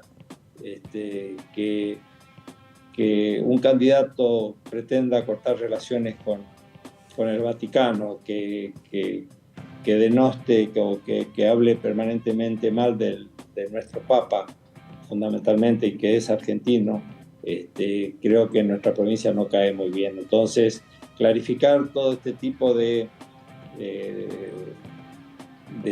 cosas que plantea la Libertad Avanza, también clarificar el tema de la educación, de la salud, de la quita de derechos a los trabajadores, es decir, fundamentalmente clarificarlo. Creo que ya cada vez que pasa el tiempo la gente ya lo va teniendo mucho más claro. Creo que se ha visto en estas elecciones por el crecimiento de nuestro candidato, ha sido importante, fundamentalmente porque creo que hasta las PASOs a Milei no se lo conocía mucho, existía un voto, si se quiere, bronca, pero cuando ganó las PASOs uno lo empezó a estudiar mejor y se dio cuenta con qué realidad nos podríamos llegar a encontrar en un futuro gobierno de los libertarios, ¿no es cierto? Que va en contra total de la idiosincrasia, de las costumbres nuestras. Creo que nosotros tenemos que hacer más política, no antipolítica, que tenemos que mejorar muchas cosas, obviamente, estamos en deuda, eso nadie lo duda y nadie desconoce, pero tenemos que hacerlo con más política y con mejor política. Entonces, eso es lo que le tenemos que decir a la gente con mucha humildad para que entiendan que se necesita un gobierno de unidad nacional que participe en todos los sectores, como dice nuestro candidato, que participen los mejores hombres de cada sector político para poder entre todos sacar a esta Argentina adelante, que tenemos un futuro provisorio. Entendemos que el año que viene la Argentina va a ser mucho mejor, la situación va a mejorar, el contexto macroeconómico se presta para que a la Argentina le vaya bien a partir del año que viene, entonces creo que con trabajo y con mucho esfuerzo lo podemos sacar adelante, ¿no? Gracias, diputado, por este ratito aquí en la tercera edición de TV. Hasta cualquier momento. Lo vemos mañana, de hecho, acá en el anexo C. Cómo no, con mucho gusto. Gracias. Adiós. Bueno, los mejores hombres y mujeres también, ¿no? Porque la mayoría de los 3 millones de votos que sumó Sergio Massa es de las mujeres, al menos eso está planteando en términos de a quién interpeló el candidato a presidente del oficialismo y las respuestas que hubo, ¿no? 3.184.798, diferencia entre las PASO y las generales para el espacio de Unión por la Patria en las provisorias, ¿no? Hay 98 escrutados, no va a cambiar mucho, pero la otra vez se movió un poquito, un número. Exactamente. Un número, un punto. Sí, un punto. Y como decís, Amanda, previo a las elecciones generales, se venía diciendo que de alguna manera esta elección la iban a definir las mujeres porque durante casi toda la campaña ninguno de los candidatos o lo de los principales candidatos le hablaron a las mujeres, no tuvieron en cuenta lo que es la agenda de género, más allá de que te diría que una de las pocas que sí se refirió a eso es Miriam Bregman. Sí, pero más en términos genéricos, sí, ¿no? Massa fue el que dijo, bueno, lo de la brecha salarial. En el último tramo empezó a hablar un poco más de eso, hablar incluso en lo que fue el segundo debate presidencial. Ahí Massa apareció un poco más hablando de lo que tiene que ver con algunos temas vinculados a las mujeres, pero la verdad es que hasta el momento estuvo bastante ausente y se decía, son las mujeres las que pueden llegar a definir esta elección porque casi de los 10 millones de personas que no habían ido a votar en las PASO, su mayoría eran mujeres y bueno, tenemos que ver después cómo resulta esto con los números ya definitivos y más desmenuzado. Sí, y a diferencia de lo que pasaba antes del 2011 cuando se unificaron los padrones, antes había mesa de varones y mesa de mujeres divididas por género que tenían muchas complicaciones, es mejor lo que hay ahora, pero sí se podía analizar un poco más claramente en qué mesas se habían salido los resultados electorales. Ahora en las mesas está mezclado, no se sabe tan a ciencia cierta, pero sí, en función a lo que decía Gaby, hubo una política muy clara del candidato de Unión por la Patria de poner en valor el rol de las mujeres, no solamente en la campaña, sino también en la discusión pública, ¿no? La inflación, las tareas de cuidado, las compras, la sostenibilidad y las dificultades para acceder al trabajo. Parte de los proyectos que vinieron a la Cámara y que se aprobaron y que ahora están en discusión en el Senado, enfocan justamente en programas de promoción para registrar a las mujeres porque tenemos una brecha salarial de alrededor del 27%. Totalmente. Creo que surge esta otra etapa dentro de la campaña en donde hay cuestiones de carácter económico que están directamente vinculados a la realidad de las mujeres argentinas. Y en ese contexto también una exploración de la campaña para poder ver, creo que cada fuerza política ha ido midiendo en qué momento avanzar con estos temas. Han habido notables decisiones estratégicas en algunas fuerzas políticas de relegar el tema abiertamente y en otros casos, bueno, a partir de lo que fueron, lo que ya a la altura de este partido considerado un error de la campaña, como el planteo de la candidata Lilia Lemoine, que va a llegar a esta Cámara, que bueno, también mostró otro costado sobre cómo interviene la ultraderecha en discusiones de género, ¿no? Sí, También. a mi entender no estuvo muy presente el tema, como decían, ninguno de los candidatos, a excepción de lo que mencionaba antes respecto a la candidata del FIT, pero me parece que sí quedó muy en contraste tal vez la postura que viene teniendo Sergio Massa en relación a la postura que tiene Javier Milei y que han dejado ver, no solamente diciendo que van a cerrar el Ministerio de las Mujeres, Géneros y Diversidad, sino también negando que haya una brecha salarial entre los hombres y las mujeres, lo ha dicho abiertamente. También, como decía recién Claudio, esta propuesta de la candidata a diputada electa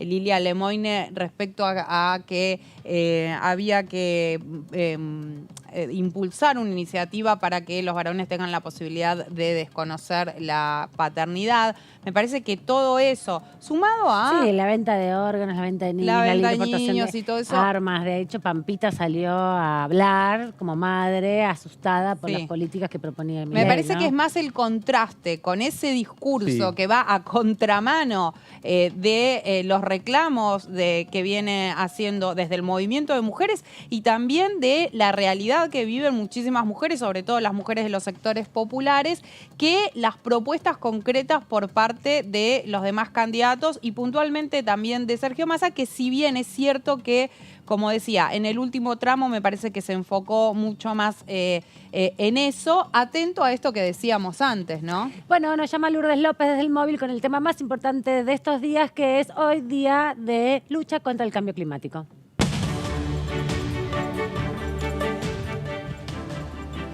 Así es, Aman. Bueno, por supuesto, saludar a toda la mesa y a la audiencia que nos sigue a través de Diputados Televisión. De alguna forma vamos también a contextualizar todo esto que vos decías, ¿no? Esto de la lucha contra el cambio climático, ayer lo hablábamos también. ¿Y qué es verdaderamente el cambio climático, no? Principalmente es este cambio, ¿no? En la temperatura de la Tierra, también el aumento del nivel del mar, en un montón de situaciones de cambiar, por ejemplo, en el verano, tener capaz mucho viento, mucha sequía, cambios abruptos de temperatura, pensando también en el invierno con días de mucho calor. Bueno, algo que va apareciendo donde cada vez hay veranos más calurosos.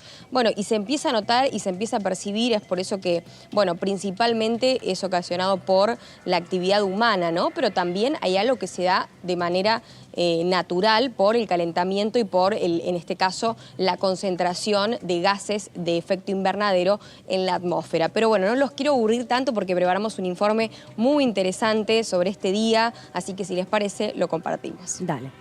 Se denomina cambio climático a la variación global del clima de la Tierra debido a causas naturales, pero principalmente a la acción humana, que se traduce en quema de combustibles fósiles, pérdida de bosques y otras actividades producidas en el ámbito industrial, agrícola y transporte, entre otros, como consecuencia de una retención del calor del sol en la atmósfera. Esta última característica es conocida como efecto de invernadero. Entre los gases que producen dicho efecto se encuentran el dióxido de carbono, el óxido nitroso y el metano. Dentro de las consecuencias en curso que ha originado el calentamiento global están el aumento de la temperatura media, modificación de los patrones de lluvia, nieve, alza del nivel del mar, reducción de la superficie cubierta por nieves y glaciares, tormentas y sequías. En la actualidad, existe un consenso casi generalizado en torno a que nuestro modo de producción y consumo energético está generando una alteración climática global que provocará, a su vez, serios impactos, tanto sobre la Tierra como sobre los sistemas socioeconómicos. Este fenómeno es de carácter global y presenta, por ende, efectos significativos, crecientes y, en muchos casos, irreversibles en las actividades económicas, la población y los ecosistemas, ámbitos en que América Latina y el Caribe es particularmente vulnerable. Celebra este día bueno, y estas esto actividades. Sí, tal cual. Y de esa manera también, bueno, ver qué estamos haciendo cada uno de nosotros, ¿no? Y hacer una especie de mea culpa, también de pensar, bueno, qué hacemos nosotros para mitigarlo, para controlarlo también desde nuestra acción individual y de esa forma, bueno, colaborar en un comportamiento colectivo que seguramente va a marcar la diferencia. Gracias, Lourdes, por esta información. Te vemos en Ecoagenda este jueves, seguramente a las 23 aquí en Diputados TV y mañana con toda la actividad parlamentaria. Como siempre. Hasta luego. Bueno, mañana 15 horas es la Comisión de Presupuesto y Hacienda, donde van a estar invitados, como decíamos, Carlos Castañeto, presidente, director titular, en verdad, de la Administración de Impuestos, la AFIP. Va a estar también Claudia Balestrini, que es la subsecretaria de Ingresos Públicos, y Gabriel Michel, que es el titular de la aduana, y también Rigo, ¿no? Que es el titular Raúl Rigo, uno de los funcionarios del Ejecutivo Nacional del Ministerio de Economía, que van a estar desde las 15 respondiendo. Para mí va a ser una gran clase, una gran lección sobre la consigna de la modificación integral del régimen impositivo argentino. Sí, en el medio de la campaña. Y me parece que ahí... ¿Qué mejor momento? Bueno, pero ahí me parece que sí, hay una señal importante que capaz que tiene que ver con el protocolo de intervención del oficialismo, pero que se siente Rigo ahí, digamos, por fuera de la escudería parlamentaria que nosotros ya veníamos contando, el trío Balestrini, Castañeto, Michel. Bueno, Rigo es la persona que lleva adelante la negociación final del presupuesto. Exacto. El año pasado era el que tenía la última palabra y era el último que hablaba con Massa y con Michel diciendo, bueno, esto sí se puede, esto no se puede. Hay que recordar que hay otra parte también de esto que yo creo que también está postergado y hay que ver si emerge en las próximas semanas, que es la discusión del transporte. Ahora, con respecto a lo de mañana, queda claro que la presencia de Rigo muestra de que hay una intención realmente de discutir este tema. Y además porque es el presupuesto, no nos olvidemos. Mañana empieza la discusión del presupuesto, no es un tema más, ¿no? Empezaron por las variables, que es lo que más le gusta a la oposición, empezaron por lo que le interesa. ¿Se colará todo mañana? Seguro. Sí, hay que recordar, Rigo el año pasado tuvo un rol protagónico atendiendo esto que decía recién Claudio. Y también tomo esto de qué pasa con el transporte, que el año pasado también se discutió mucho, sobre todo desde algunas provincias donde planteaban que había que rediscutir todo lo que tenía que ver con los subsidios. Me parece que también ahora va a volver eso como discusión y donde también van a marcar las diferencias de que lo vimos ahora en la campaña, de lo que puede llegar a costar un boleto de colectivos de tren con o sin subsidio y empujando a algunos sectores a que se pronuncien respecto a este tema, por ejemplo. La Separata trae, que son las últimas páginas, está el documento publicado en los proyectos ingresados en la Cámara, se entra a través de la pestaña Proyectos. Lo más fácil es a través de otra pestaña que se llama Trámite Parlamentario. Exacto. Ahí se va al 15 de septiembre y dice presupuesto, es muy fácil de hallar, pero más o menos en la hoja 174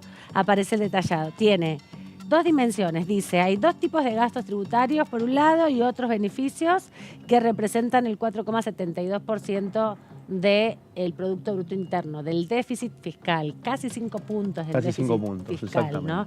Y hay 8 ítems que propone revisar el Ministerio de Economía y además 17 regímenes especiales. La gran mayoría son productivos, pero como revisando, porque está todo muy detallado, nada que ver con el papel que trajo el año pasado, que eran nada más unos títulos, ahora tenés el número de las leyes, los artículos a los que se refiere, propuestas específicas sobre qué modificar, la progresividad, por ejemplo, en el pago del impuesto a las ganancias, que hoy está aplanado en la devolución del 100%, la excepción del 100% para todas las pequeñas y medianas empresas, sin diferenciar entre micro, mini, pequeño, mediana empresa. Bueno, plantea ahí entre paréntesis la progresividad de eso. Y vas tomando conciencia del nivel, del volumen de plata que es, ¿no? Por eso también le preguntaba al diputado Romero, que es de Corrientes, que conoce bien, porque ahí el 80% del territorio son inmuebles agropecuarios, ¿no? Que no pagan impuestos. Amanda, si no me equivoco, en el último acto del que participó Cristina Kirchner, donde creo que presentó un libro de conversaciones entre Ditela, exactamente, la UNMED, entre Ditela y Néstor Kirchner. Ella se refirió a este tema sacando una especie de cuentas que en realidad se las hizo sacar a Pedro Rosenblatt. Le fue pésimo. Sí, que fue un momento medio casi de comedia, donde le pidió sacar algunas cuentas para responderle a Milei con esto que él viene diciendo, el recorte que hay que hacer en el Estado, y mostrando cómo estos recortes que vienen diciendo de la libertad avanza que hay que hacer a la política, no alcanzaban para eso. Entonces que había que enfocarse en otros números y me parece que tiene que ver justamente con esto que vos mencionabas. Habló de la separata, la vicepresidenta de la UMED. Sergio Massa, en el segundo debate, también habló sobre este tema. Y ahí hay un tema con la información disponible, Amanda, porque... Mucho dice sin información.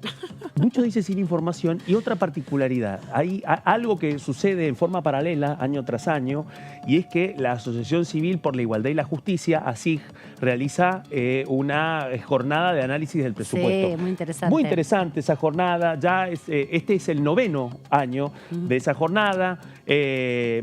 Parte de esos debates se dan aquí, en la Cámara de Diputados. Y también aprovechan para hacer los ítems de género, ¿no? Totalmente. Y lectura transversal de cuánto dinero se designa para las políticas de género y para contrastar la desigualdad. Totalmente. Y también con infancias en lo mismo. Muy interesante. Muy interesante, una de las exploraciones más interesantes que se puede hacer sobre el presupuesto, más teniendo en cuenta además los insumos que genera también la Oficina de Presupuesto del Congreso. Y ahí, bueno, es donde empieza a construirse el interrogante de cómo se va a resolver esta discusión. Pero ahí hay un tema que es muy importante y que lo decían en la última reunión de esta 9ª jornada anual de análisis del presupuesto. Hubo un momento en donde distintos especialistas empezaron a analizar un poco la separata. Lo que planteaban es, primero, la falta de información disponible y otro tema que tiene que ver con el secreto fiscal. Y es que realmente no hay formas de saber cuáles son las empresas, empresarios que reciben la mayor cantidad de estos beneficios, especialmente, como bien vos detallabas, Amanda, 17 regímenes especiales que incluyen la ley de inversiones mineras, el régimen de promoción de Tierra del Fuego, la ley de economías del conocimiento, y la por promoción ejemplo. industrial también, por ejemplo, que es otra, la del software, que también tiene que ver con la industria del conocimiento. No se sabe, y yo creo que ese va a ser un techo también en la discusión. Pero la separata que mandaron este año proponen otras cosas que te lo describen ahí. Dicen, bueno, está todo esto que es verdad, pero dentro de esto hay algunas cosas que se pueden mejorar, como progresividades, por ejemplo. Lo más indignante es cuando vos llegas al punto de que dice otros beneficios no incluidos en los gastos tributarios y no hay datos de cuánto es lo que el impuesto a las ganancias exime desde hace décadas. Por ejemplo, el reparto de dividendos de ganancias de las grandes empresas. Están eximidos, no pagan un peso por las ganancias exorbitantes que han tenido estos años, sobre todo. No hay un peso que se pague, y ni siquiera hay datos de esa información. Ahí me parece que apuntan estas discusiones. Y hubo un anticipo, además, que lo dijo Mitchell, especialmente a partir de lo que fue la decisión de, algunos llamaron el IFE, un pequeño IFE, que fue precisamente este bono para trabajadores y trabajadoras de la economía popular que afrontan situaciones de informalidad laboral. Bueno, parte de eso, según explicó el Palacio de Hacienda, también tiene que ver con una alícuota especial sobre el impuesto a las ganancias a partir de este tipo de dividendos especiales. Así que ahí hay un primer guiño de por dónde podría venir el planteo, especialmente porque primero surgió eso y ahora forma parte de las formulaciones de la separata. Les quiero contar algo para que se indignen y después nos vamos a ver a la diputada Landricini, que habló de esto más temprano, pero otra cosa que no paga impuestos es, por ejemplo, los honorarios a los directorios exentos del impuesto al valor agregado. Esto representa el 0,29% del Producto Bruto para el 2024, un poquito menos que todo el régimen industrial de Tierra del Fuego, y representa en millones de pesos 1.021.576 millones de pesos que no pagan los directivos, los directorios, los máximos empresarios de aquellas empresas justamente que tienen dividendos y que están exentos del impuesto al valor agregado ya en la ley. Amanda, me anticipo a que uno de los planteos que van a hacer desde Juntos por el Cambio es que ellos no están de acuerdo con que más personas paguen impuestos, que por el contrario hay que reducir los Los impuestos. directivos sí, pero los trabajadores con cuarta categoría no. Bueno, te digo lo que me parece que van a decir es nosotros no, en todo caso rediscutamos que quienes están pagando impuestos dejen de pagarlos, pero no van a mostrarse a favor de que determinados sectores que hoy están exentos del pago de esos tributos lo hagan. Eso por un lado. Y también me parece que va a volver este latiguillo que solemos escuchar, que tiene que ver con que no es el momento todavía para discutir esto. Mejor esperar a ver las elecciones, claro, que se defina quién va a ser el nuevo presidente de la nación. Es cierto que entre el planteo que viene haciendo Javier Milei y el que está haciendo Sergio Massa a través de este presupuesto, porque, coincidencia, es el ministro de Economía y es quien manda este presupuesto, además de ser el candidato de Unión por la Patria, hay grandes diferencias respecto al tema impositivo, ¿no? Sí, sin duda. Escuchemos a Landricini, que también habló con nuestros colegas más temprano sobre el comienzo del debate presupuestario por la separata, que será mañana a las 15 aquí en la Cámara Baja. Vamos a empezar a analizar la cuestión de la separata del proyecto de presupuesto 2024. La separata es una información complementaria que el Ministerio de Economía adiciona al proyecto de presupuesto, al mensaje de elevación, a las planillas, donde está toda la distribución de los recursos que tienen que ingresar y de la asignación de los fondos, o sea, fuentes y usos. La separata es una complementaria en la cual el Ministerio informa acerca de los gastos tributarios. ¿Qué se entiende por gastos tributarios? Aquellos costos fiscales, aquellos ingresos que no percibe el Estado Nacional porque están afectados, por ejemplo, a desgravaciones impositivas en regiones o en algunas actividades que hay que promover o ustedes se acuerdan en pandemia que hubo muchas moratorias, ¿verdad? Y hubo algunas ayudas especiales a actividades para mantener su actividad, para mantener el ritmo, la dinámica, el empleo.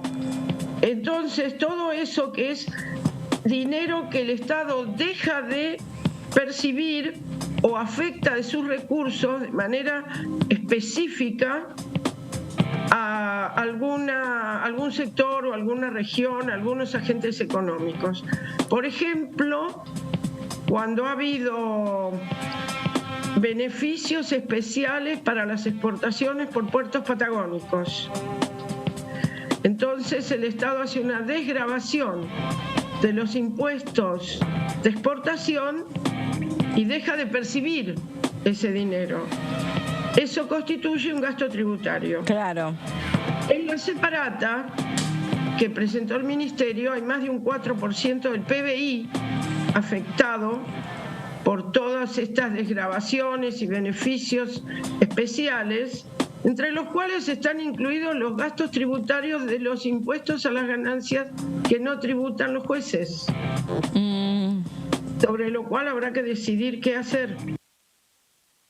La voz de la diputada Landricini desde el oficialismo, desde Río Negro. Casi últimas intervenciones que le tocan a la diputada porque el 9 de diciembre caduca su mandato y ella no estaba en la lista, pero cómo se repartió en Río Negro la elección, un diputado para cada fuerza, para La Libertad Avanza, para Unión por la Patria y para Juntos por el Cambio. La dejó afuera para esta etapa a la diputada, pero bueno, siempre se puede volver, cada 2 años hay elecciones legislativas. Quien también habló con nosotros en Diputados TV es Manuel Aguirre, diputado del radicalismo, de la oposición, de la provincia de Corrientes, justamente el oficialismo de la provincia, respecto al debate del presupuesto 2024 que comienza, como le venimos diciendo, mañana a las 15. Las comisiones deberían estar trabajando para ya ir a algunos artículos para ver si podemos avanzar y esperar a aquellos artículos que nos generan conflictos después de las elecciones finales. Siempre dijimos y sostuvimos de que el presupuesto debe estar acorde a quien va a gobernar, no acorde a quien se va, sino de quien viene. Entonces, me parece que sería, le diría por lo menos, una falta de respeto a aquel que obtuvo el apoyo del pueblo, no sabe aceptar un presupuesto que no es acorde a lo que él pensaba o piensa del país. Así que la verdad que debería ser, pero debería estar trabajando porque para ser más racional, consensuar, ver los errores que puede tener un presupuesto, ir corrigiendo lo que se puede y lo que no nos ponemos de acuerdo, esperemos hasta que se resuelva el candidato y a partir de ahí veremos qué es lo que hay que hacer. Miren, para que nosotros, aparte de lo que les mencioné, de los vicios que tiene hoy nuestro sistema, el de la corrupción que le estoy diciendo y el del gasto fiscal, entre otros, tenemos que apuntalar fundamentalmente a la producción. Tenemos que facilitar la producción. Yo creo que acá también hay un error, la verdad que el tema económico soy un poco débil porque soy abogado, no soy economista, pero mi experiencia me dice que los bancos debería, del dinero que trae de afuera, debería el 50% colocar a la producción a bajo interés y el otro 50% que juegue con él, como lo están haciendo ahora. Pero ahora todo el dinero que tienen, lo que tienen dinero, está en el campo del juego en lugar de la inversión. Entonces, en el presupuesto tenemos que marcar nosotros y apuntalar a la producción, darle la facilidad, y no a cualquiera, sino fundamentalmente a las pymes, para mí, y a las pequeñas empresas, ayudarles para que ellos puedan resolver su problema, aquellos que tienen 10 o 12 personas trabajando. Y acá también quiero remarcar una cosa: tenemos que modificar nuestra ley laboral, no podemos seguir como está el de la UOCRA, que compartimos mucho porque he escuchado a todos los candidatos. La mayoría dice y opinan que debe ser similar al de la UOCRA, porque de esa manera el empresario está previendo ante cualquier situación si se lo despide o no, o la persona renuncia y puede recibir su compensación. Y en la hipótesis que esta persona quedara sin trabajo por otras razones, el Estado se tiene que hacer cargo hasta un año y no un subsidio como ahora le está dando indefinidamente, porque esto también genera mucho gasto. No mucho tampoco, porque si vos mirás, perdón que sea un poco extenso, si vos mirás el tema de los subsidios sociales y subsidio a las empresas, todas las empresas, y se dan cuenta que el subsidio social es nada. Pero de todo modo no comparto esto de que vivan recibiendo sin que trabajen. La gente tiene que prestar servicio, aunque sea 50.000 pesos, 100.000 pesos, tiene que ir 2 o 3 veces por lo menos de la escuela a ayudar y trabajar, a limpiar, a cuidar, o ir a un hospital a colaborar, o ir a los organismos públicos por lo menos a prestar un servicio, porque el entrar en el mundo del trabajo, como a ustedes le pasó, empezaron con un micrófono hablando 2 veces, 3 veces, hasta que después la gente lo empieza a observar, los empresarios empiezan a observar y le dan el trabajo y ellos están ocupando el lugar que ocupan. Lo mismo pasa en materia laboral. Eso les va a permitir a que mañana, si yo veo que es un buen personal y están trabajando en mi estudio, que yo tengo un estudio jurídico, y están trabajando, yo lo voy a contratar. ¿Por qué no voy a contratar si yo quiero lo que quiero son gente de primera en mi estudio? No quiero cualquiera.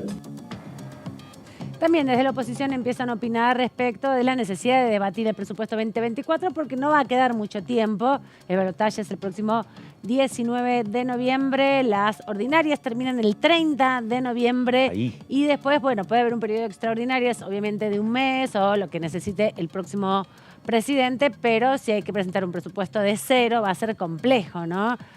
Igual, qué sé yo, la obligación está presentada. Massa se comprometió a través de la carta que le mandó Milei a no discutirlo antes de las elecciones, pero esto es como una parte. Y creo que también con el resultado electoral están todas las condiciones Massa a decir...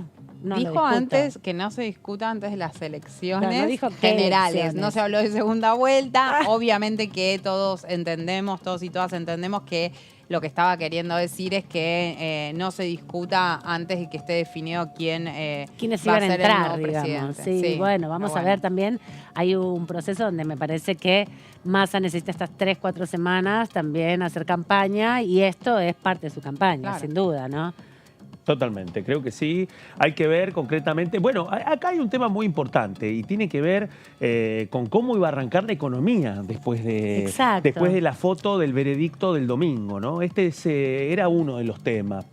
Sin perder de vista que antes de que comenzara la veda, uno de los temas que también estuvo atravesando la última etapa de la campaña fue precisamente, primero, la política ante el dólar ilegal y el rol de los los especuladores y de las cuevas en este mecanismo en donde acá hay una paridad que es sostenida por un núcleo muy reducido, en donde parece que una parte de ese mecanismo se ha roto a partir de los allanamientos que ha llevado adelante la FIP. Así que hay que ver ahí cómo va a avanzar esa pulseada, pero en un momento donde también pasó otra cosa muy importante que quedó en un segundo plano por la previa de la veda y tiene que ver finalmente con el swap con China también, con la ampliación a 6.500 millones de dólares, que fue el cierre del último viaje al exterior del presidente Alberto Fernández, uno de los temas que también gravita en esta situación y que, bueno, que hace que hoy martes la centralidad no la tenga el arranque de los mercados del lunes. Efectivamente, mañana va a ser la oportunidad para escuchar todo esto y seguramente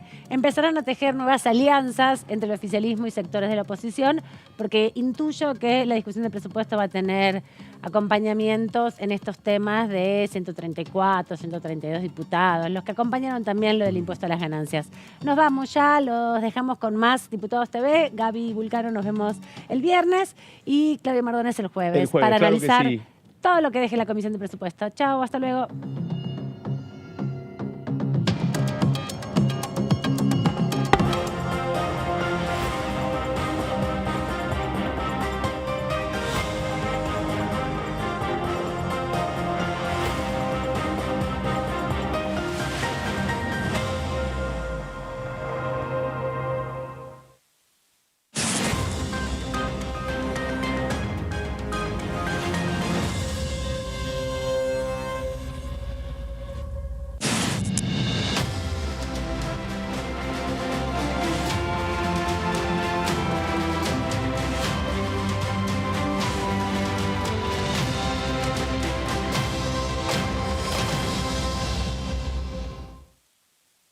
Son tu voz en el análisis. DTV, el periodismo en el Congreso.